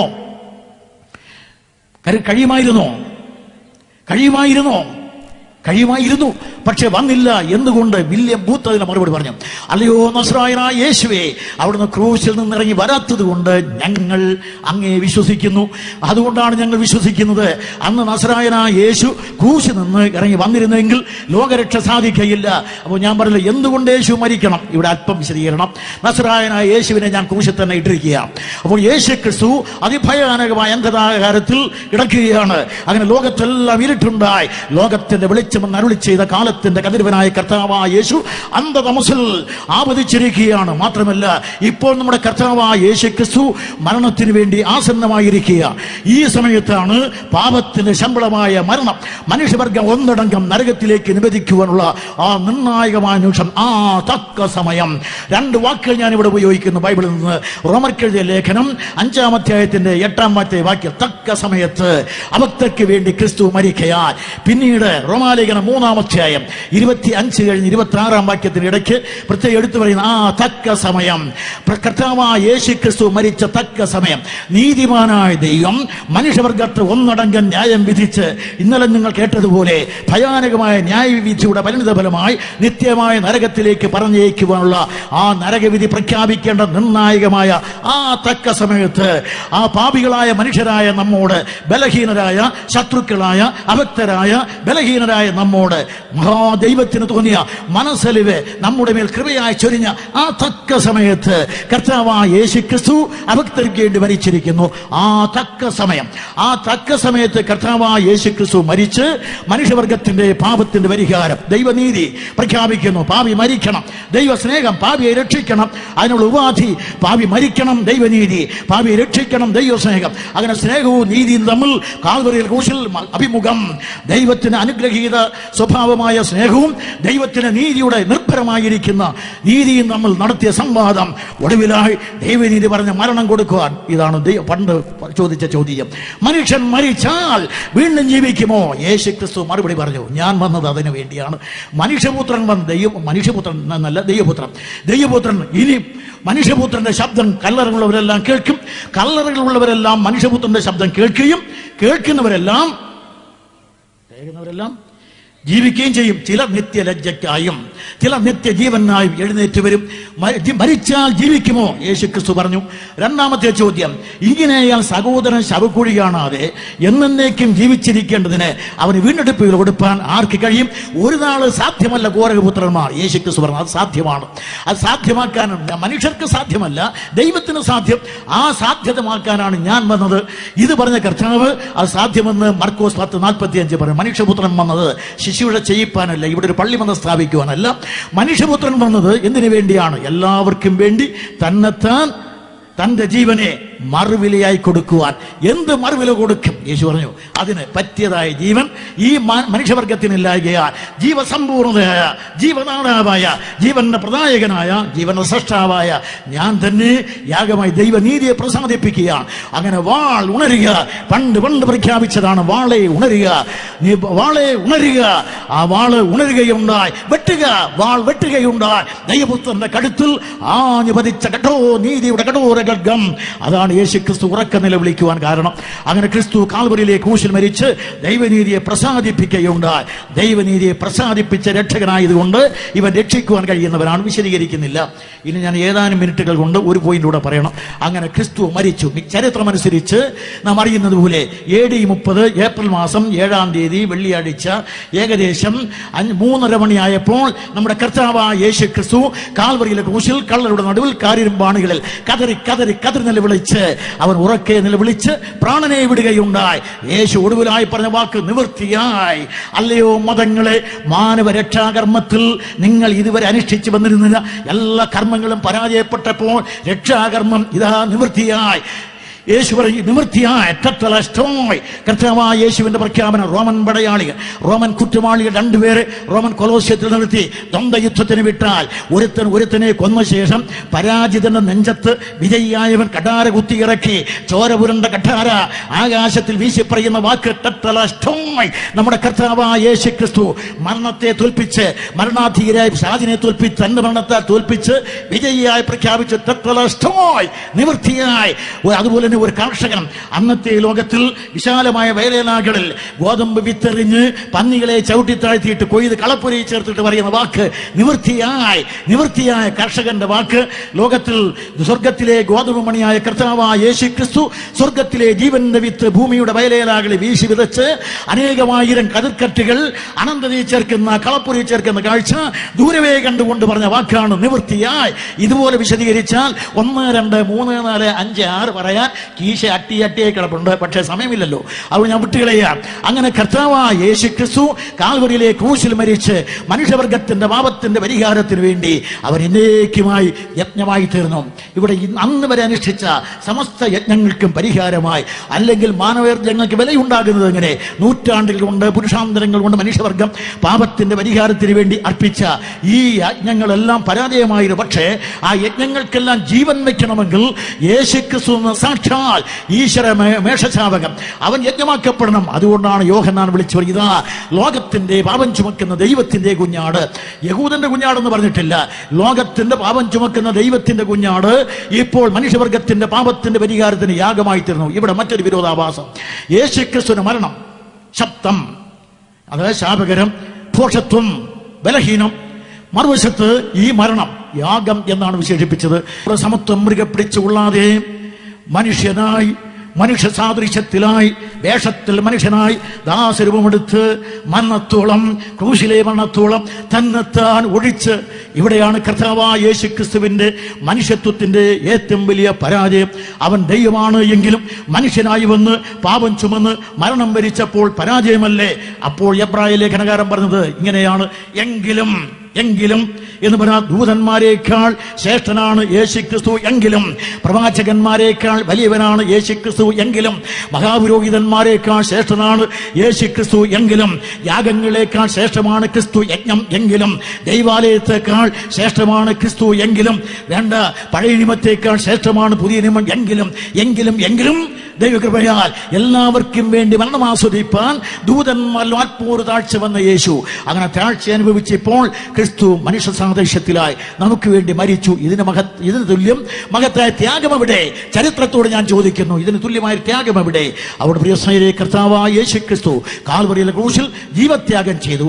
ഈ ജീവത്യാഗത്തെ മാത്രമേ യാഗം എന്ന് പറഞ്ഞിട്ടുള്ളൂ. അപ്പോൾ ക്രൂശ് മരണം നിന്ദ്യം, നീചം, നികൃഷ്ടം, ശബ്ദം എന്ന് മാത്രമല്ല, ഭോഷത്വം, ബലഹീനം, ഈ മരണത്തെ മാത്രമാണ് യാഗം എന്ന് പറയുന്നത്. നാം വളരെ വിശദീകരിക്കുന്നില്ല. എഫേസ്യർ 5:2, എബ്രായ ലേഖനം 9:14, 26, എബ്രായ ലേഖനം 10:10, 12, 14, 18. ഈ ഇത്രയും സൂക്തങ്ങൾ പരിശോധിച്ചാൽ കാണാം, യേശുക്രിസ്തു ഒരിക്കലായി കഴിച്ച ശരീരയാഗം, ഒരിക്കലായി കാൽവരി ക്രൂശിൽ അർപ്പിച്ചത്. ഈ യാഗത്തെ സവിശേഷിപ്പിക്കുന്നത് മറ്റൊരർത്ഥത്തിലാണ്. 1 യോഹന്നാൻ എഴുതി 1-ാം ലേഖനം 1-ാം അധ്യായത്തിൽ 2-ാം വാക്യത്തിൽ വായിക്കുന്നത്, അവിടെ എഴുതിയിരിക്കുന്നത് ക്രിസ്തു സർവ്വലോകത്തിന്റെയും പാപത്തിന്റെ പ്രായശ്ചിത്തം തന്നെ എന്ന് വെച്ചാൽ, കൃഷ്ണൻകുട്ടിയുടെ ഭാഷയിൽ പറഞ്ഞാൽ യേശുക്രിസ്തുവിന്റെ ക്രൂശ് മരണം സർവ്വലോക മഹാപാപരിഹാര മഹായജ്ഞം എന്ന് പറഞ്ഞാൽ സർവ്വലോക മാനവവർഗത്തിന്റെ പാപപരിഹാരത്തിന് വേണ്ടിയുള്ള ഏക മഹായജ്ഞം. അതാണ് ക്രൂശിൽ അരങ്ങേറിയത്. അങ്ങനെ കർത്താവായ യേശുക്രിസ്തു കാൽവരിയിലെ ക്രൂശിൽ മരിച്ച് പാപത്തിന്റെ പരിഹാരം എന്നേക്കുമായി വരുത്തി. അതുകൊണ്ട് ഇനി പാപങ്ങൾക്ക് വേണ്ടി യാതൊരു യാഗവും ശേഷിക്കുന്നില്ല. അടിവരയിട്ട് അവസാനിപ്പിക്കുകയാണ്. യേശുക്രിസ്തു ഇതാണ് ക്രൂശിൽ ചെയ്തത്. ദൈവപുത്രനായ യേശുക്രിസ്തു ഒരിക്കൽ ദൈവാലയത്തിലേക്ക് ചെന്നു. കാളകൾ, ആടുകൾ, വാച്ച് നോക്കേണ്ട, ഞാൻ നോക്കുന്നുണ്ട്. കാളകൾ, വാച്ച് അവിടെ കാണുന്നു, കാളുകൾ, പ്രാക്കൾ, ആടുകൾ എല്ലാം അവിടെ എല്ലാத்தைയും നിരത്തി നിർത്തിയിരിക്കുകയാണ്. എല്ലാത്തിനും യാഗം കഴിക്കാനാണ് ആടുകൾ, യാഗം കഴിക്കാനാണ് പ്രാക്കൾ, യാഗം കഴിക്കാനാണ് കാളകൾ. അവിടെ എല്ലാം അവിടെ നിൽക്കവേ കർത്താവായ യേശുക്രിസ്തു ചെന്ന് യഹൂദ ദൈവാലയത്തെ നിയമം ലംഘിച്ചുകൊണ്ട് യാഗം കഴിക്കാൻ നിർത്തിയിരുന്ന ആ മൃഗങ്ങളെയും പക്ഷികളെയും എല്ലാം അടിച്ചു പുറത്താക്കി. കൃഷ്ണൻകുട്ടിയുടെ ഭാഷയിൽ ഇതാണ് പ്രഖ്യാപിച്ചത്, പാപത്തിന്റെ പരിഹാര യാഗം വരുത്തുവാൻ അർഹതയുള്ളതായ ഞാൻ വന്നതുകൊണ്ട് കാളകളെ മോചനം, ആടുകളെ മോചനം, പ്രാക്കളെ മോചനം, അവയെ പരത്തിവിട്ടു ദൈവപുത്രൻ. അനന്തരം കാൽവരിയിലെ ക്രൂശിൽ മരിക്കുന്നതിന് മുമ്പ് മഹാപുരോഹിതന് മുമ്പിൽ ആനയിക്കപ്പെട്ടു. മഹാപുരോഹിതനെ വിസ്തരിച്ചു, നീ വന്ധ്യനായ ജീവനുള്ള ദൈവത്തിന്റെ പുത്രനായ ക്രിസ്തു തന്നെയോ? ഇടയ്ക്ക് യേശുക്രിസ്തുവിനെ ഞങ്ങൾ പുത്രൻ എന്ന് വിളിക്കുമ്പോൾ ദൈവത്തിന് ഭാര്യയുണ്ടോ, അങ്ങനെ ഉണ്ടായ കുട്ടിയാണോ എന്നൊക്കെ ചോദ്യം ചോദിക്കും. അതിന് ഞാൻ എഴുതിയൊരു പുസ്തകം വേണമെങ്കിൽ ഇവിടെ കിട്ടും.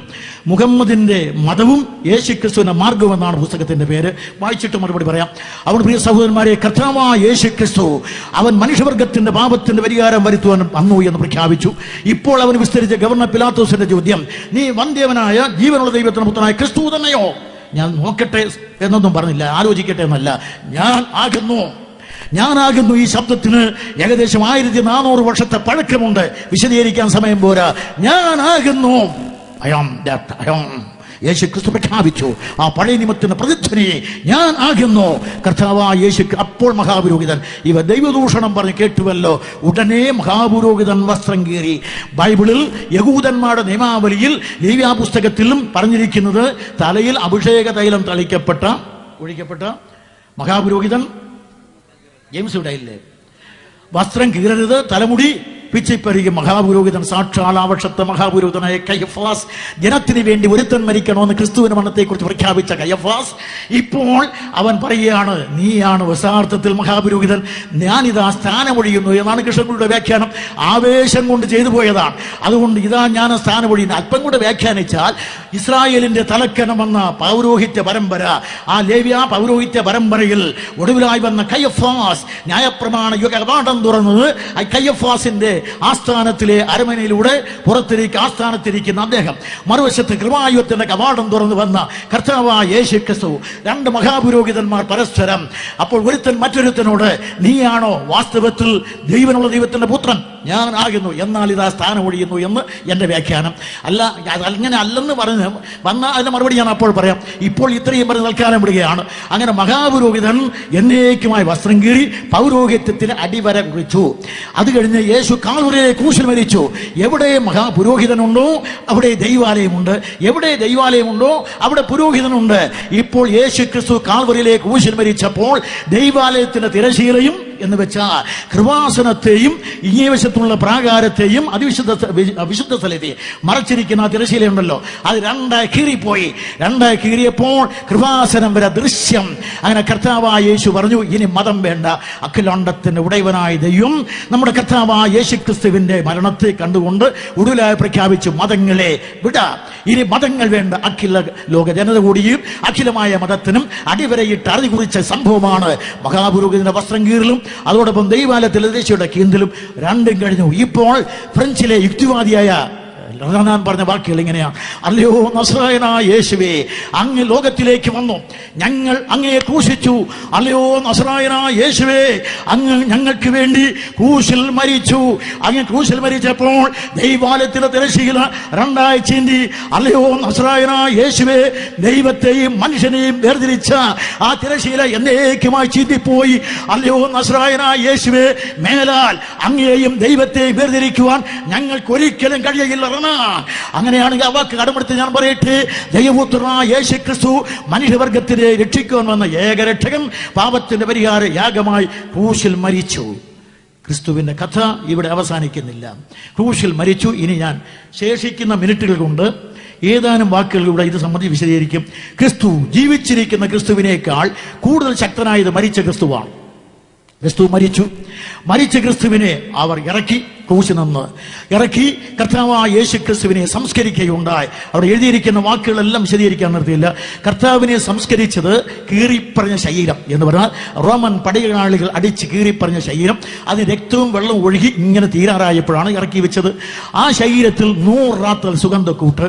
ഇപ്പോൾ യേശുവിന്റെ കീറിപ്പറഞ്ഞ ശരീരത്തിൽ നിന്ന് രക്തവും വെള്ളവും പുറത്തു വരുമ്പോൾ അത് തൊട്ടാൽ എങ്ങനെ ഇരിക്കും ജെയിംസ്? നമ്മുടെ സഹോദരിമാർക്ക് അറിയാം. കറിക്ക് നുറുക്കുമ്പോൾ കറിക്കത്തി കൈകൾ കൊണ്ടാൽ പുറത്തു വരുന്ന വെള്ളത്തിൽ തൊട്ടാൻ എങ്ങനെ ഇരിക്കും?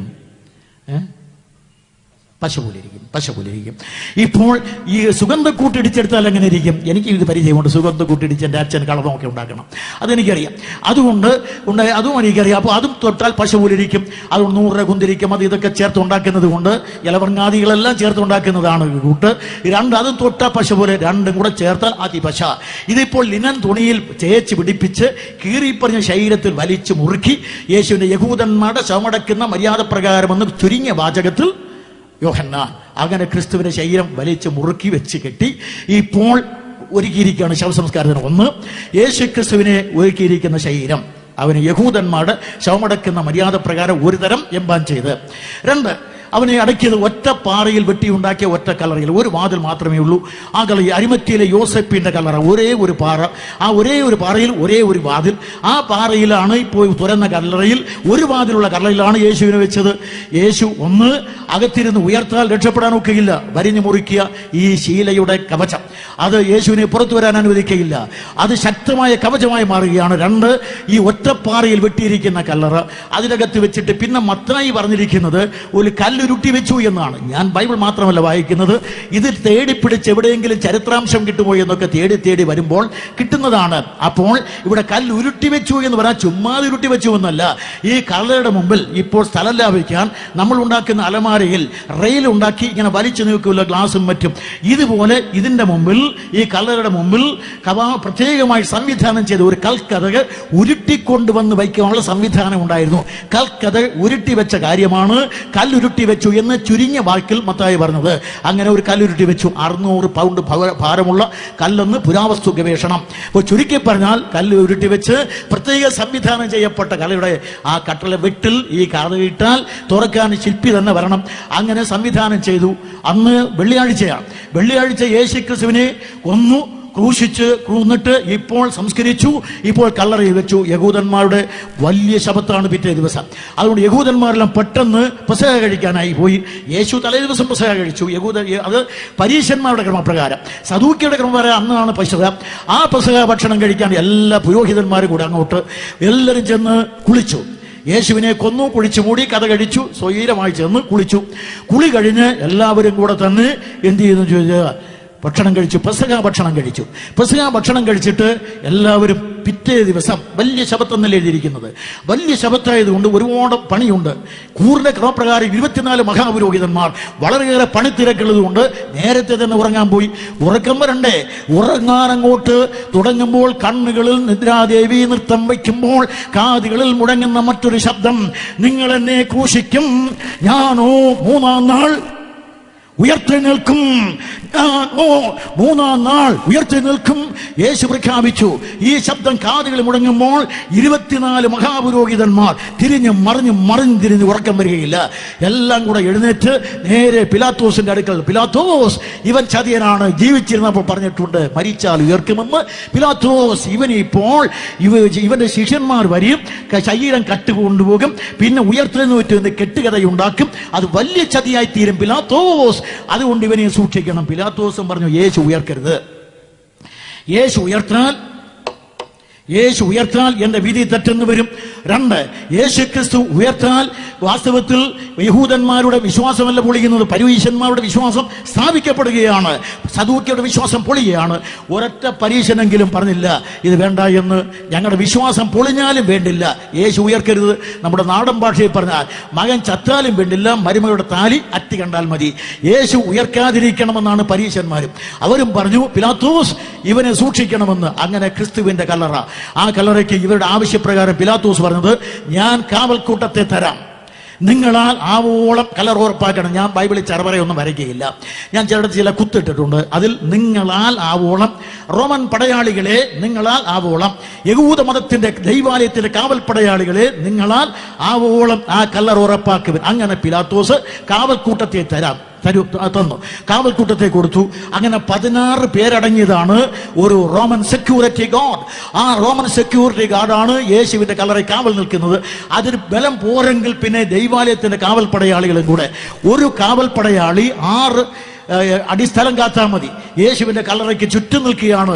കണ്ണിൽ എണ്ണ തൊട്ട്, കയ്യിൽ ആയുധമേന്തി കരുത്തുറ്റ റോമൻ പടയാളികൾ, തലയിൽ ഇരുമ്പ് തൊപ്പി വെച്ച്, ഇരുമ്പ് ലാടം തറച്ച ഷൂസ് ഇട്ട്, നീട്ടിപ്പിടിച്ച കുന്തം പിടിച്ച് ആ കല്ലറയ്ക്ക് ചുറ്റും. യേശു ഉയർത്താൽ രക്ഷപ്പെടാതിരിക്കാൻ പിലാത്തോസ് അതുകൊണ്ട് നിർത്തിയില്ല. അദ്ദേഹം പറഞ്ഞു അത് മാത്രം പോരാ, പിന്നെ ഞങ്ങളാണല്ലോ ലോകത്തിലെ മഹശക്തി, ഇംപീരിയൽ റോം, അതിന്റെ അധികാരമുദ്ര ആ ചത്തവന്റെ കല്ലറയ്ക്ക് കുത്തണം. ലോക ചരിത്രത്തിൽ ഇവിടെ ചത്തവന്റെ കല്ലറയ്ക്ക് ഒരു മുദ്ര വയ്ക്കുക. നോക്കുക, ഇവിടെ കർത്താവായ യേശുവിന്റെ കല്ലറയ്ക്ക് മുദ്ര വെച്ചു എന്ന് മത്തായി. വെളിപ്പാട് പുസ്തകത്തിൽ പറയുന്നത് 7 മുദ്രയൊക്കെ ഉണ്ടെന്നാണ്. അങ്ങനെയാണെങ്കിൽ അപ്പോക്രിഫ ഗ്രന്ഥം അനുസരിച്ച് 7 മുദ്ര വെച്ച് ഉറപ്പാക്കിയിട്ടുണ്ട്. അപ്പോൾ 7 മുദ്രയും വെച്ച് ഉറപ്പാക്കിയിട്ട് പിന്നെ വായിക്കുന്നത് കല്ലറ വെച്ച് കാവൽ വെച്ചു. റോമൻ കടയാളികൾ കണ്ണിൽ എണ്ണ തൊട്ട് കാവൽ ഉയർത്താൽ രക്ഷപ്പെടാതിരിക്കാൻ, ഉയർത്താൽ പുറത്തു വരാതിരിക്കാൻ മുദ്രയും വെച്ചിട്ടും റോമൻ മുദ്ര. ഇങ്ങനെ യേശു ഉയർക്കാതിരിക്കാനുള്ള ദൈവം ഒഴിച്ച് എല്ലാവിധത്തിലുള്ള തടസ്സങ്ങൾ ഏർപ്പെടുത്തി വെച്ചു. എന്ത് സംഭവിച്ചു? ലോക ചരിത്രത്തിൽ വന്നിട്ടുള്ളവർ വെച്ച് കത്തിയില്ലാതെ, കമ്പില്ലാതെ, കരവാളമില്ലാതെ, സന്നദ്ധ ഭടന്മാരില്ലാതെ, സായുധ പോരാളികളില്ലാതെ, സാമ്രാജ്യ പിന്തുണയില്ലാതെ, സാമ്പത്തിക ശേഷിയില്ലാതെ, സാധാരണക്കാരനായി ജനിച്ച് കുഴികളുള്ള ആകാശത്തിലെ പക്ഷികൾ കൂടുകളുള്ള ഈ ലോകത്തിൽ തലചായ്പാൻ ഇടമില്ലാതെ വന്ന ദൈവപുത്രനായ യേശു ക്രിസ്തുവിന്റെ ഈ ശവശരീര കാവലിനാണ്, ശരീരത്തിനാണ് കാവൽ. പ്രിയ സ്നേഹിതരെ, നാം അറിയുന്നു, കരം കൊടുക്കാൻ കാശില്ലാത്ത, നിന്ന് പ്രസംഗിക്കാൻ വേദിയില്ലാത്ത, പോകാൻ ഇടമില്ലാത്ത, നസറായനായ യേശുക്രിസ്തുവിന്റെ കല്ലറയ്ക്ക് കാവൽ.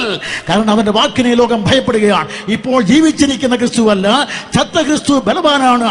റോമൻ സാമ്രാജ്യത്തെ ഭയപ്പെടുത്തുകയാണ്, യഹൂദ മതത്തെ പേടിപ്പെടുത്തുകയാണ്. ഈ പുനരുത്ഥാനം ചെയ്ത ക്രിസ്തുവാണ് ഇപ്പോഴും പേടി സ്വപ്നം. അതുകൊണ്ടാണ് ഇവിടെയുള്ള അഹമ്മദ് ഖാദിയാനികൾ ഈസാ നബി മരിച്ചില്ല, ക്രൂശിൽ തറച്ചെങ്കിലും രക്ഷപ്പെട്ട് നേരെ ഇവിടെ വന്ന് അദ്ദേഹം അഫ്ഗാനിസ്ഥാനിലൂടെ സഞ്ചരിച്ച് കാശ്മീരിൽ വന്ന് അനന്തനാഗിൽ വന്ന് ഒരു ഉമ്മയും കെട്ടി, അന്ന് ഉമ്മയെന്ന് പറയാറില്ല, കെട്ടി താമസിച്ച് കുറെ കുട്ടികളുണ്ട്. അവിടെ ചെന്നാൽ ഈ ചരിത്രം കേൾക്കാമെന്ന് പറയുന്നത്. അത് കഴിഞ്ഞാൽ പിന്നെ പറയുന്നത് അദ്ദേഹം കുറെ കഴിഞ്ഞ് ശ്രീനഗറിനടുത്തുള്ള കാനിയാർ കല്ലറ, അവിടെ ഒരു കല്ലറയുണ്ട്, അവിടെ വെച്ച് മരിച്ചുപോയി. ആ കല്ലറയിൽ അടക്കം ചെയ്തിട്ടുണ്ട്. ആസാഫിന്റെ കല്ലറ, അതാണ് ഖാദിയാനികൾ. ഇപ്പോൾ ഖാദിയാനി ആശയങ്ങൾ കടമെടുത്തുകൊണ്ട് ഇന്നലെ ഇവിടെ ഞാൻ ഒരു പുസ്തകം പത്രത്തിൽ പരസ്യം കണ്ടിട്ടാണ് 120 രൂപ അയച്ചു കൊടുത്തുകൊണ്ട് കുരുക്ഷേത്ര പ്രകാശനം ചെയ്ത ആ പുസ്തകം ഇന്നലെ 145 പേജ് കഴിച്ച് മറുപടി എഴുതാനുള്ള കുറിപ്പഴി തയ്യാറാക്കിയിട്ടാണെന്ന് വന്നത്. അതുകൊണ്ട് പ്രിയ സ്നേഹിതരെ, ഞാൻ പ്രസംഗിക്കുന്ന കർത്താവായ യേശു ക്രൂശിൽ മരിച്ചു. ഇല്ലെങ്കിൽ വിസ്തരിക്കേണ്ട, എതിർ വിസ്താരം ചെയ്യേണ്ടത് ഗവർണർ പിലാത്തോസിനെയാണ്. പിലാത്തോസ് റോമൻ ഗവർണറാണ്. യേശുവിനെ ക്രൂശിന് വിധിച്ച പിലാത്തോസ്, ഞാൻ നിന്നെ എതിർ വിസ്താരം ചെയ്യും. നിന്നെ മാത്രമല്ല, നിനക്ക് അധികാരം റോമൻ ഗവർണറെ ഞാൻ വിസ്തരിക്കുന്നു എന്ന് മാത്രമല്ല, റോമൻ ചക്രവർത്തി വിസ്തരിക്കണം. അവന്റെ കോടതിയാണ് പറഞ്ഞവനെ ക്രൂശിക്കണമെന്ന്. ആ കർത്താവായ യേശു ക്രിസ്തു ഇന്ത്യയിൽ വന്നില്ല എന്ന് 35 പരം തെളിവുകൾ കൊണ്ട് സമർത്ഥിക്കുവാൻ കൃഷ്ണൻകുട്ടിക്ക് സാധിക്കും. സംശയമുണ്ടെങ്കിൽ അഹമ്മദിയെ ഖണ്ഡനം എന്നൊരു ഒരു പുസ്തകം ഇവിടെ ഉണ്ട്, കിട്ടുമെങ്കിൽ വാങ്ങി വായിക്കുക. അത് പറഞ്ഞതുപോലെ ബാക്കി ഞാൻ പിന്നെ പറയും, ഇവിടെ പറയല്ല, പുസ്തകത്തിൽ പറയും. അതുകൊണ്ട് പ്രിയ സ്ത്രീയെ, കർത്താവായ യേശു ക്രിസ്തു അവൻ കാൽവരിയിലെ ക്രൂശിൽ മരിച്ചു, അവൻ അടക്കപ്പെട്ടു. ഇപ്പോൾ ലോകത്തിന്റെ വെല്ലുവിളി വരികയാണ്. ഇപ്പോൾ കർത്താവായ യേശു ക്രിസ്തു പറഞ്ഞതുപോലെ തന്നെ എല്ലാ പ്രതിബന്ധങ്ങളെയും അതിജീവിച്ചുകൊണ്ട് ഉയർത്തെഴുന്നേൽക്കാമെന്നുള്ള പ്രഖ്യാപനം നടത്തുമ്പോൾ യഹൂദ മനസ്സിനെയും മതത്തെയും ത്രസിപ്പിക്കുകയാണ്, റോമാ ഗവൺമെന്റ് അധികാരത്തെ ഉലയ്ക്കുകയാണ്. ആ സാഹചര്യത്തിലാണ് നമ്മുടെ കർത്താവ്. ഇപ്പോൾ എല്ലാവരും ഒരുപോലെ തന്നെ പേടിച്ചിരിക്കുന്ന വേളയിൽ നമ്മുടെ കർത്താവായ യേശു ക്രിസ്തു തന്നെ വരിഞ്ഞ് മുറുക്കിയ ശീലയുടെ ബന്ധമറുത്ത് അടച്ചുവെച്ച ശിലാ കവാട ബന്ധം ഭേദിച്ച് റോമാ ഗവൺമെന്റ് അധികാരമുദ്ര 7 തകർത്ത് കടലിൽ എണ്ണയും കയ്യിലായുധവുമായി കരുത്തോടെ നിന്ന കാവൽപ്പടയാളെ കണിശമായി തോൽപ്പിച്ച് നസറായനായ യേശു ക്രിസ്തു മരണത്തിന്റെ മാറാലകീറി മരിച്ചവരെന്ന മഹത്വത്തിന്റെ മകുടം ചൂടി. പ്രിയ സ്നേഹിതരെ, നാം അറിയുന്നത് പോലെ മഹാത്മാഗാന്ധി വെച്ച ആ ശവകുടീരമുണ്ടല്ലോ, ചാമ്പൽ, ആ ചാരം മാത്രം രാജഘട്ടിൽ അടഞ്ഞ് അലറി ഒതുങ്ങി കിടക്കുമ്പോൾ, ശ്രീബുദ്ധന്റെ ശവകുടീരം ഗയയിൽ അടഞ്ഞു കിടക്കുമ്പോൾ, മുഹമ്മദിന്റെ ശവകുടീരം മദീനത്ത് അടഞ്ഞു കിടക്കുമ്പോൾ, നാരായണ ഗുരുദേവന്റെ ശവകുടീരം ഇവിടെ അടഞ്ഞു കിടക്കുമ്പോൾ, ലോകതലത്തിൽ മണ്ണിന്റെ മലർന്ന മാർഗത്തിൽ തുറന്നു കിടന്നുകൊണ്ട് നസറായനായ യേശു ക്രിസ്തുവിനെ വെച്ച കല്ലറ, ലോകത്തോട് മൗന പ്രസംഗം, അവനെ വെച്ച ഇടം വന്നു കാണീൻ, അവൻ ഇവിടെയില്ല, ഉയർത്തെഴുന്നേറ്റിരിക്കുന്നു. ആയിരങ്ങൾ മരിച്ച മണ്ണിൽ മരിച്ചവരെന്ന് മഹത്വത്തിന് മകുടം ചൂടി 3-ാം നാൾ ഉയർത്തെഴുന്നേറ്റ മഹാപുരുഷനായ കർത്താവായ യേശു ക്രിസ്തു അവിടുന്ന് ഉയർത്തെഴുന്നേൽക്കുക മാത്രമല്ല, പൂർണ്ണമായി രക്ഷിപ്പാൻ കഴിയുന്നവനാണ്. ഉയർത്തെഴുന്നേറ്റ കർത്താവായ യേശു ക്രിസ്തു പൂർണ്ണമായി രക്ഷിപ്പാൻ കഴിയുന്നവനാണ്. ക്രൂശിൽ മരിച്ച് പാപത്തിന്റെ പരിഹാരം വരുത്തി എന്നേക്കുമായ സ്വർഗത്തിൽ ജീവിക്കുന്ന താമസം വിനാ വരാൻ പോകുന്ന കർത്താവ് പൂർണ്ണമായി രക്ഷിക്കും. എങ്ങനെയാണ് പൂർണ്ണമായി രക്ഷിക്കുന്നത്? ഇന്ന് ഒരുത്തൻ കർത്താവായ യേശു ക്രിസ്തു വിശ്വസിക്കുമ്പോൾ 1 പാപമോചനം, 2 നിത്യജീവൻ, അനന്തതയിൽ ജീവിക്കാനുള്ള ജീവന്റെ പേര് അനന്തജീവൻ, അത് കൊടുക്കുന്നു. 3 പരിശുദ്ധാത്മാവിനെ കൊടുത്ത് നിത്യജീവനെ നൽകിയ കർത്താവ് അവനെ വീണ്ടെടുപ്പ് നാളിൽ മുദ്രയിട്ട് ഇവിടെ വിട്ടിരിക്കുന്നു. അതിനുശേഷം പരിശുദ്ധാത്മ പുത്തൻ ജീവിതം അവന് സമ്മാനിക്കുന്നു. അതിനുശേഷം നമ്മുടെ കർത്താവ് പുതിയ പ്രത്യാശ അവന്റെ ഹൃദയത്തിൽ ആഴത്തിൽ എഴുതി വയ്ക്കുന്നു. അങ്ങനെ എല്ലാ ക്രൈസ്തവരും വീണ്ടും വരുന്ന കർത്താവിൽ നോക്കിയാണ് ജീവിക്കുന്നത്. കൃഷ്ണ, രാമ, ബുദ്ധ, കപില, ഗണാദാദികൾ, സോക്രട്ടീസ്, പ്ലേറ്റോ, അരിസ്റ്റോട്ടിലാദികൾ ഇവരെല്ലാം വന്നു പോയി, ഒരുത്തനും പറഞ്ഞില്ല ഞാൻ പിന്നെയും വരാമെന്ന്. എല്ലാവരും വന്നു പോയി. യേശു ക്രിസ്തു മാത്രം പറഞ്ഞു ഞാൻ പോകുന്നു, പിന്നെയും വരാം എന്ന് പറഞ്ഞിട്ട് പോയി.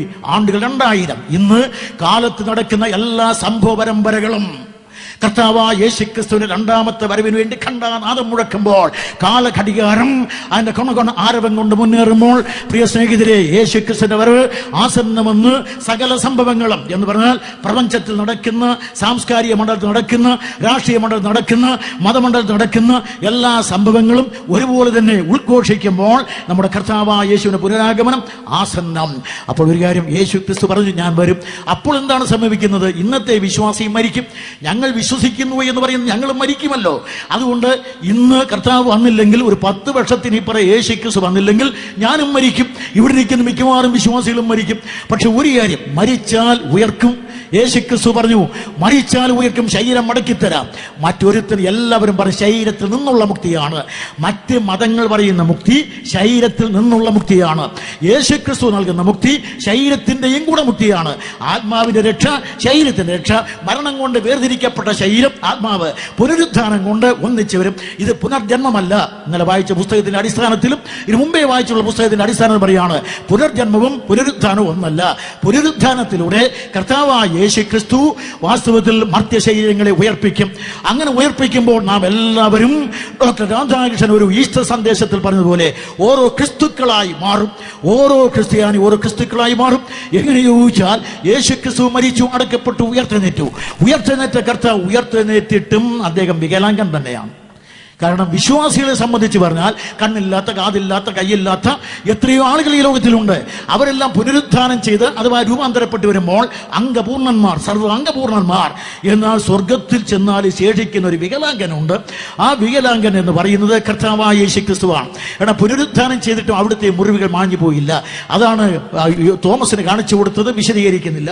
അങ്ങനെ കർത്താവായ യേശുക്രിസ്തു കാൽവരിയിലേക്ക് ക്രൂശിൽ മരിച്ച് മനുഷ്യവർഗത്തിന്റെ പാപത്തിന്റെ പരിഹാരം വരുത്തി സ്വർഗത്തിൽ മഹിമാസനത്തിന്റെ വലതുഭാഗത്ത് എല്ലാ നാമത്തിനും മേലായ നാമം ധരിച്ച് വിശദീകരിച്ചാൽ ഒരു 15 മിനിറ്റ് ഒറ്റ വാചകം മതി എനിക്ക് ഒരേ ഒരു വാചകം കൊണ്ട് എങ്കിൽ എങ്കിൽ എങ്കിൽ എന്ന് പറഞ്ഞ 15 എങ്കിൽ കൊണ്ട് അവൻ ഉയർത്തെഴുന്നേറ്റ് ദൈവത്തിന്റെ വലതുഭാഗത്തിരിക്കുന്നു എന്ന് പറയുവാനുള്ള എല്ലാ ആശയങ്ങളും കൃഷ്ണൻകുട്ടിയുടെ കയ്യിലുണ്ട്. അതുകൊണ്ട് എന്നെ കേൾക്കുന്ന പ്രിയ സ്നേഹിതരെ, ആ കർത്താവായ യേശുക്രിസ്തു പൂർണ്ണമായി രക്ഷിക്കുമ്പോൾ ശരീരം മടക്കിത്തരും, പ്രത്യാശ പൂവണിയും. നാം മരണമില്ലാത്തവരായി തേജോമയനായ ദൈവത്തിന്റെ തേജോമയനായ പുത്രൻ യേശുക്രിസ്തുവിന് തുല്യം തേജോമയന്മാരായി തീർന്ന് അവന് സദൃശം മരണമില്ലാത്തവരായി, അക്ഷയരായി, അമൃതവാഹികളായി, അമൃതന്മാരായി മാറും. മനുഷ്യവർഗത്തിന്റെ പ്രാർത്ഥനയ്ക്ക് ഉത്തരമാകും. ഇന്ത്യൻ മണ്ണിലെ ആചാര്യവര്യന്മാർ പ്രാർത്ഥിച്ചു, അസതോ മാം സത്യമയ. യേശുക്രിസ്തു മറുപടി പറഞ്ഞു, ഞാൻ തന്നെ സത്യം, എന്നെ അനുഗമിക്കുന്ന സകല സത്യത്തിലും ആനയിക്കപ്പെടും. ഇന്ത്യൻ മണ്ണിലെ യോഗീശ്വരന്മാർ പ്രാർത്ഥിച്ചു, തമസോ മാം ജ്യോതിർഗമയ. യേശുക്രിസ്തു ഉത്തരം പറഞ്ഞു, ഞാൻ ലോകത്തിന് വെളിച്ചമാകുന്നു, എന്നെ അനുഗമിക്കുന്നവൻ ഇരുൾ നടക്കാതെ ജീവന്റെ വെളിച്ചമുള്ളവരും. 2000 ആണ്ടുകൊണ്ട് ഈ കാലകതിരവനായ കർത്താവായ യേശുക്രിസ്തുവിന്റെ കമനീയമായ കതിരുകൾ കാലത്തിൽ എവിടെയെല്ലാം കടന്നു ചെന്നുവോ അവിടെയെല്ലാം ഇരുളിന്റെ അലകൾ അറ്റുമാറ്റി മനുഷ്യവർഗത്തെ അഭൂതപൂർവമായ അനശ്വരമായ വെളിച്ചത്തിലേക്ക് ആനയിച്ചുകൊണ്ട് അതിശക്തമായിരിക്കുന്ന സ്വാതന്ത്ര്യത്തിന്റെ വിശാല ഭൂമിയിലേക്ക് ആനയിച്ചുകൊണ്ടിരിക്കുന്ന തേജോമയനായ കർത്താവ് ആ കിരണാവലികൾ കൊണ്ട് തിളങ്ങി നിൽക്കുമ്പോൾ നാം അവനോട് സദൃശന്മാരായി തീരും. മാത്രമല്ല, 3ാമത്തെ പ്രാർത്ഥനയുടെ വാക്യം ഇതാണ്, മൃത്യോ മാം അമൃതംഗമയ. കർത്താവായ യേശുക്രിസ്തുവിനെ വിശ്വസിച്ച് അംഗീകരിക്കുമ്പോൾ നിങ്ങൾക്ക് മൃതിയെ ജയിച്ച് അമൃതിനെ ലഭിക്കുന്നു. അമൃതം എന്ന് പറഞ്ഞാൽ മരണമില്ലാത്തത്. പാലാഴി എന്നൊരു കടലില്ല, അത് കടന്നു കിട്ടിയ സാധനമല്ല സുധ. നേരെ മറിച്ച് അമൃതം, മൃതം മരിക്കുന്നത്, അമൃതം മരണമില്ലാത്തത്. യേശുക്രിസ്തുവൻ ഞാൻ തന്നെ ജീവനും പുനരുത്ഥാനവും. എന്നിൽ വിശ്വസിക്കുന്നവൻ എന്നേക്കും ജീവിച്ചിരിക്കും. ആ അമൃതം നൽകുന്നവനാണ്. അങ്ങനെ അമൃതവാഹികളായി, അമൃതം അനുഭവിക്കുന്നവരായി, എന്നേക്കും അമൃതാനുഭവികളായി ദൈവത്തോട് തുല്യം വാഴും. അങ്ങനെ മരിച്ചാലും ജീവിച്ച് രൂപാന്തരപ്പെട്ട് ക്രിസ്തു സദൃശം അനന്തത വാഴും മനുഷ്യൻ. അനുഗ്രഹീതനായി ദൈവത്തോടുകൂടെ യേശുക്രിസ്തു പറഞ്ഞു, ഞാൻ തന്നെ വഴിയും സത്യവും ജീവനുമാകുന്നു, ഞാൻ മുഖാന്തരമല്ലാതെ ആരും പിതാവിന്റെ അടുക്കൽ എത്തുകയില്ല. ഞാൻ നേരത്തെ പറഞ്ഞല്ലോ, യേശുക്രിസ്തു ഒന്നുകിൽ ലോകം കണ്ട ഭ്രാന്തനും അവിശ്വാസി വഞ്ചകനുമാണ്, ഇല്ലെങ്കിൽ ദൈവം തന്നെ. രണ്ടിനും മധ്യ ഒത്തുതീർപ്പ് തിരുവട്ടാർ കൃഷ്ണൻകുട്ടിക്കില്ല. 2, പത്രോസ് എന്ന് പറയുന്ന ശിഷ്യൻ പറഞ്ഞു, മണ്ണിന് മുകളിൽ മാനത്തിന് കീഴിൽ മനുഷ്യവർഗം രക്ഷിക്കപ്പെടുവാൻ മഷിയുടെ നാമമല്ലാതെ മറ്റൊരു നാമമില്ല. ആശയം പത്രോസിന്റെ വാചകം കൃഷ്ണൻകുട്ടിയുടെ. അതുകൊണ്ട് മനുഷ്യവർഗം രക്ഷിക്കപ്പെടുവാൻ മറ്റൊരു നാമവുമില്ല. അതുകൊണ്ടാണ് ഈ ക്രിസ്തുവിനെ ഞാൻ പ്രസംഗിക്കുന്നത്. ഇന്നലെ സഹോദരൻ ജോർജ് കോശി പറഞ്ഞു, ഞാൻ അണ്ണനെന്നാണ് എന്നെ വിളിക്കുന്നത്. ഒരു വാദ ഇവിടെ പറഞ്ഞിട്ടുണ്ട്. അതുകൊണ്ട് ഒരു സാക്ഷ്യവാക്യം പറയണം. ഞാൻ കുറെ കാലം വളരെയേറെ ആചാരം, ഞാൻ ഹിന്ദു എന്ന് പറയുന്നില്ല, കാരണം അവർണവർഗം ആര് ഹിന്ദുക്കളല്ല. ഞാൻ അവർണവർഗത്തിൽപ്പെട്ട യാദവർഗത്തിൽപ്പെട്ട ഒരുത്തനാണ്. അപ്പോൾ ഇന്ത്യയിലെ 6 കോടി യാദവന്മാർ ഒരിക്കലും ഹിന്ദുക്കളല്ലെന്നാണ് എൻ്റെ പക്ഷം. അംബേദ്കറും അത് പറഞ്ഞിട്ടുണ്ട്, ദളിതുകൾ ആരും ഹിന്ദുക്കളല്ലെന്ന്. അതുകൊണ്ട് ഞാനും അതുകൊണ്ട് ഹിന്ദു എന്ന് വാദിക്കുന്നില്ല. കൃഷ്ണനെ ആരാധിച്ചതുകൊണ്ട് ഹിന്ദു ആകുകയില്ല. അങ്ങനെ കർത്താവായ യേശുക്രിസ്തുവിനെ കുറിച്ചൊന്ന് അംഗീകരിക്കുകയോ പ്രസംഗിക്കുകയോ ഒന്നും എൻ്റെ ജാതകത്തിൽ പോലും ഇല്ലായിരുന്നു. പിന്നെ ഒരു വാക്യം അതിനകത്ത് കിടപ്പുണ്ടായിരുന്ന ജ്യോതിഷത്തിൽ പറഞ്ഞത്, 25 വയസ്സ് കഴിയുമ്പോൾ എൻ്റെ ജീവിതത്തിൽ എന്തോ പരിണാമം ഉണ്ടാകും. കാരണം 12-ൽ വ്യാഴം. അതുകൊണ്ട് കുടുംബം നശിക്കണം. അതുമാത്രമല്ല, പിന്നെ ഈ സന്തതിക്ക് വരാൻ പോകുന്ന കുറെ കാര്യങ്ങളും പറഞ്ഞിട്ടുണ്ട്, മാറ്റം. അത്രയും പറഞ്ഞു. അതൊഴിച്ച് വേറെ യാതൊന്നിനും ജാതകത്തില്ല. അതെന്താണെന്ന് പറഞ്ഞു. പിന്നെ അച്ഛനും അമ്മയും കൂടെ പറഞ്ഞു, ഇവൻ ജനിച്ചപ്പോഴേ 12 വ്യാഴം. ആ ജനിച്ചതിന്റെ അന്ന് തന്നെ ഞങ്ങളുടെ 10-20 പശുക്കളെ കെട്ടാവുന്ന തൊഴുത്ത് ഒന്നിച്ച് എല്ലാം ഓടുവെച്ചതാണ്. എല്ലാം താഴെ പോയി. അപ്പൊ പറഞ്ഞു 12 വ്യാഴത്തിന്റെ ശാപം തന്നെയാണിത്. അപ്പോൾ ജനിച്ചതിന്റെ ശാപം ഏറ്റുവാങ്ങിയാണ് ഞാൻ ഇവിടെ പറഞ്ഞു വീഴുന്നത്. പിന്നെ കുറെ പഠിച്ച് രാമായണ ഭാഗവത പുരാണാദികൾ, പിന്നെ ഭാഗ്യവശാൽ എല്ലാം പരിഭാഷ കിട്ടിയത് കൊണ്ട് എല്ലാം കിട്ടാവുന്ന മതങ്ങളൊക്കെ വായിച്ചു, തത്വചിന്തകളൊക്കെ വായിച്ചു. അതുകൊണ്ട് കുറെ കഴിഞ്ഞ് വേദാന്തം പഠിച്ച്, പിന്നെ കുറെ കഴിഞ്ഞ് കാറൽ മാർക്സ് പിന്നെ പഠിച്ച് കമ്മ്യൂണിസത്തിന്റെ വക്താവായി. അങ്ങനെ പ്രാണായാമം മുതൽ ഇവിടെ അറിയപ്പെടുന്ന പുണ്യതീർത്ഥങ്ങളെല്ലാം കുളിച്ച് കുറെ കഴിഞ്ഞപ്പോൾ ഞാൻ കാറൽ മാർക്സിന്റെ ശിഷ്യനായി മാറി. എങ്ങനെ ചോദിക്കും? ഞാൻ മാത്രമല്ല, ജ്യോതി വാസു, ജ്യോതിർ മഹി വാസു, കല്യാണ ചുന്ദരം, അച്യുതമേനോൻ, MS ഇവരെല്ലാം ആദ്യം പഠിച്ച് വേദാന്തം, പിന്നെ പോയി മാക്സിയൻ പാളയത്തിൽ ഞാനും തഥൈവ. അങ്ങനെ ഞാനും കുറെ കാലം മാക്സിന്റെ അനുയായിയായി. അന്ന് ഞാൻ മാർക്സിസത്തിന് വേണ്ടി എഴുതി വെച്ചൊരു മുദ്രാവാക്യമുണ്ട്. ചേർന്നുകൊണ്ട് എന്റെ കൈകൾ നീട്ടിപ്പിടിച്ചു, കൊച്ചു കൈകൾ കുത്തിയിറക്കി പേന. ഊറി വന്നു ചോര, നോക്കി ചുവന്ന ചോര, ചൂടുള്ള ചോര, ചൂടുള്ള ചോര എഴുതി. ജീവിച്ചാൽ മാക്സിന് വേണ്ടി, പ്രവർത്തിച്ചാൽ മാർക്സിസത്തിന് വേണ്ടി, മരിച്ചാൽ മാക്സിന് വേണ്ടി. 3 വർഷം കൂടെ കഴിഞ്ഞു. ഒരു ക്രിസ്ത്യാനിയുമായിട്ട് ആശയപരമായി ഏറ്റുമുട്ടി. ഞാൻ പറഞ്ഞു, കച്ചവടക്കാരായ ഇംഗ്ലീഷുകാർ കപ്പലിൽ കയറ്റി ഇറക്കുമതി ചെയ്ത യേശു ക്രിസ്തുവിനെ കപ്പലിൽ കയറ്റി തിരിച്ചയക്കും. മാത്രമല്ല, അന്ന് ക്രിസ്തു ശത്രുക്കൾ ഇവിടെ വന്നിട്ടില്ല. ആ സമയത്താണ് ഞാൻ പറഞ്ഞത്, ഈ ക്രിസ്തുവിനെ കപ്പൽ കയറ്റും. ഞാൻ പറഞ്ഞു, ഈ ക്രിസ്തു ഞങ്ങൾക്ക് വേണ്ടേ വേണ്ട, ആകവനെ കടൽ കടത്തും, കപ്പൽ കയറ്റുമെന്ന്. പക്ഷേ ഞാൻ സ്വപ്നം വിശ്വസിക്കുകയില്ല, ദർശനം അന്നും ഇന്നും വിശ്വസിക്കുകയില്ല. അതുകൊണ്ട് പ്രിയ സ്വപ്നമൊന്നും കണ്ടിട്ടില്ല ഞാൻ. പക്ഷേ എന്റെ ഒരു അശരീയ മനസ്സിന്റെ മന്ത്രണം എന്ന് പറയാം. അവിടെ നിന്ന് കേട്ട ശബ്ദം, നിന്നേക്കാൾ വമ്പന്മാർ, കൊമ്പന്മാർ, തമ്പുരാന്മാരെല്ലാം കൊമ്പരച്ച് പരാജയപ്പെട്ട വേദിയാണ് ഇവിടെ. അതുകൊണ്ട് നസ്രായനായ യേശുവിനോട് ആളറിയാതെ ഏറ്റുമുട്ടാൻ പോയി. അങ്ങനെ ഏറ്റുമുട്ടാൻ പോയി. ഒരു 3 വർഷത്തെ നിരന്തരമായ സംഘടനം അതനുഭവിച്ചിട്ട് ഞാൻ വീണ്ടും ഒരിക്കൽ കൂടെ ഇതിനെക്കുറിച്ച് പര്യവേക്ഷണം നടത്തി മതിയാക്കിയിട്ട് ക്രിസ്തുവിനോട് അടിയറവ് പറഞ്ഞു. തച്ചനെന്ന് അതുവരെ വിചാരിച്ചു. പിന്നെ മനസ്സിലായി, ഇവൻ തച്ചനല്ല, പ്രപഞ്ചമെന്ന മഹാസൗധം പടിന്തച്ഛനാണ്. അതുവരെ ഞാൻ മറിയത്തിന്റെ മകൻ, മശിയുടെ വേശിയുടെ മകനാണ്. പക്ഷേ അവൻ മഹാദൈവമാണെന്ന് എനിക്ക് മനസ്സിലായി. കുറെ കൂടെ കഴിഞ്ഞപ്പോൾ ഞാൻ പറഞ്ഞു, അവനെ കടൽ കടത്തി പറഞ്ഞേക്കുമെന്ന്. അല്ല, യേശുക്രിസ്തു പറഞ്ഞു, നീ പറയണം, യേശുക്രിസ്തുവിനെ നിനക്ക് വേണമെന്ന് മറ്റുള്ളവരോട്, ഇന്ത്യയോട് പറയണം. അതുകൊണ്ടാണ് ഞാൻ ക്രിസ്തുവിനെ പ്രസംഗിക്കുന്നത്. ഞാൻ പേര് മാറിയിട്ടില്ല, മതം മാറിയിട്ടില്ല. ഒരു ക്രിസ്ത്യാനിയുടെയും പള്ളിയുടെ രജിസ്റ്ററിൽ തിരുവട്ടാർ കൃഷ്ണൻകുട്ടിയുടെ പേരില്ല. ഞാൻ ഇവിടുത്തെ യാതൊരു സംഘടനയുടെ ശമ്പളം ഒപ്പിട്ട് വാങ്ങുന്നില്ല. പ്രിയ സ്നേഹിതരെ, ഒരു കാര്യം നിങ്ങൾ മനസ്സിലാക്കണം, യേശുക്രിസ്തു ഇന്ത്യക്ക് വേണ്ടെന്ന് ഞാൻ പറഞ്ഞു. പക്ഷേ ഈ ക്രിസ്തുവിനോട് ഞാൻ പരാജയം സമ്മതിച്ചു. അതുകൊണ്ട് പ്രാണായാമം, യോഗാഭ്യാസവും ആദ്യം ഇതൊക്കെ പഠിച്ച്, കമ്മ്യൂണിസം പഠിച്ച്, ഒടുവിലായി എല്ലായിടത്തും തോറ്റ് നസ്രായന യേശുവിനോട് ഒരു സമരത്തിനിറങ്ങി പരാജയപ്പെട്ടപ്പോൾ ഒരിക്കൽ കൂടെ എന്റെ കൊച്ചു കൈകൾ നീട്ടിപ്പിടിച്ചു, കുത്തിയിറക്കി പേന. ഊറി വന്നു ചോര, നോക്കി ചുവന്ന ചോര, ചൂടുള്ള ചോര, ചുരുക്കുള്ള ചോര. 25ാമത്തെ വയസ്സിന്റെ നല്ല സമയം.